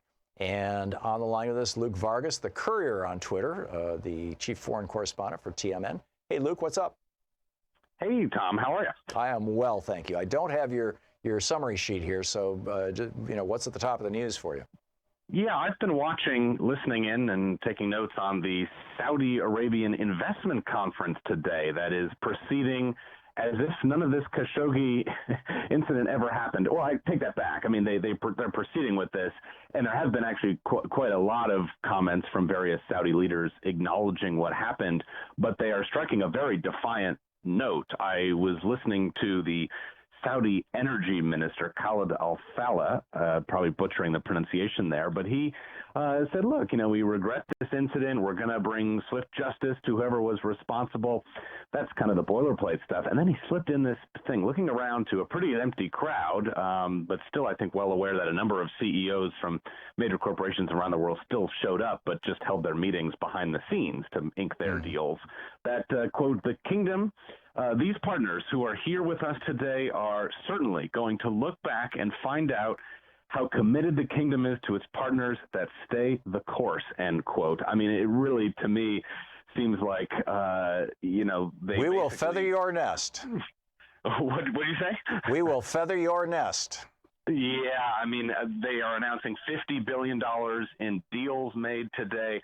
I'll take note the U.S. clearly wanted to have this both ways. You remember the White House sort of made a big deal a few days ago that Stephen Mnuchin, the Treasury Secretary, was going to boycott the conference, right? They understood the outrage here. Well, he still crept into Riyadh yesterday anyways and sat down for a photo op with Mohammed bin Salman, the Crown Prince, anyways. So clearly we are pretending to show a lot of concern and question the nature of this relationship, but still sending pretty top officials over there to signal our support. I will note that the Saudi website, the government website hosting this conference, was briefly hacked overnight, and a photo of Mohammed bin Salman with the words ISIS spray painted on his tunic and brandishing a sword as Mr. Khashoggi kneeled in front of him was put up as the lead landing page on the conference website briefly overnight before they shut it down. So clearly, now Sky News earlier was reporting that they found body parts of Khashoggi in the garden of the Saudi attaché or consul general, I guess was his title, who the guy who went back to Saudi Arabia the day after this murder. He was recalled. Has there been any corroboration of that?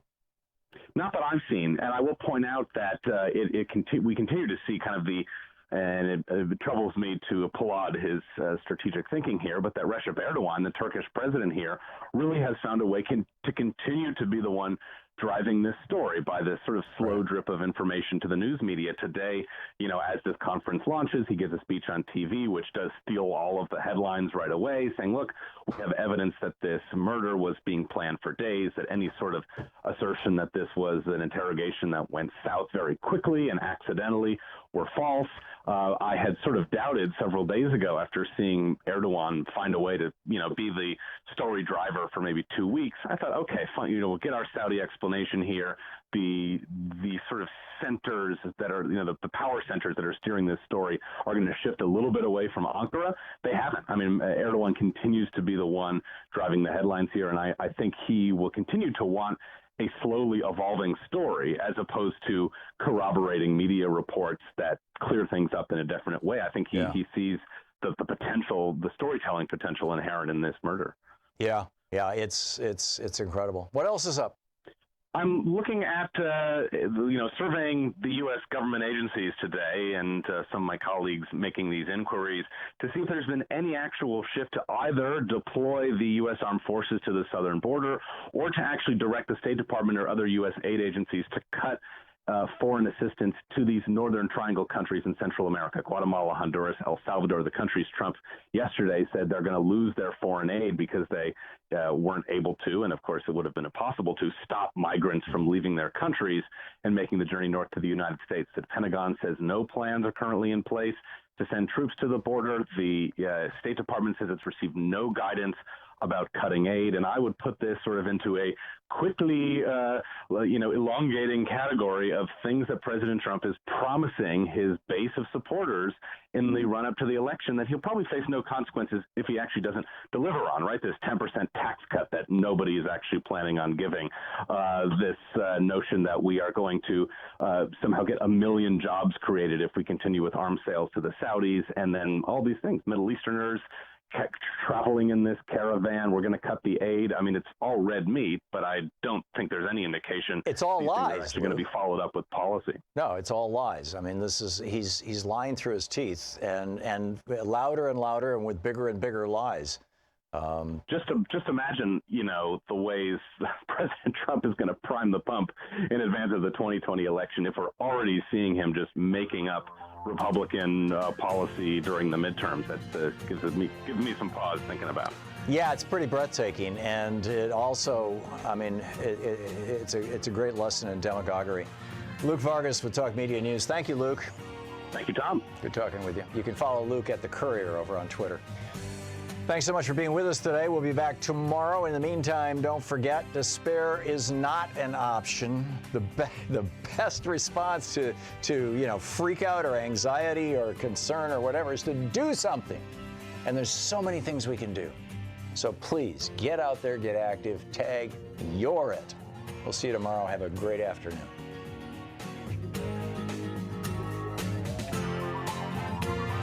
You've been listening to Thom Hartmann. For audio and video archives, visit thomhartmann.com.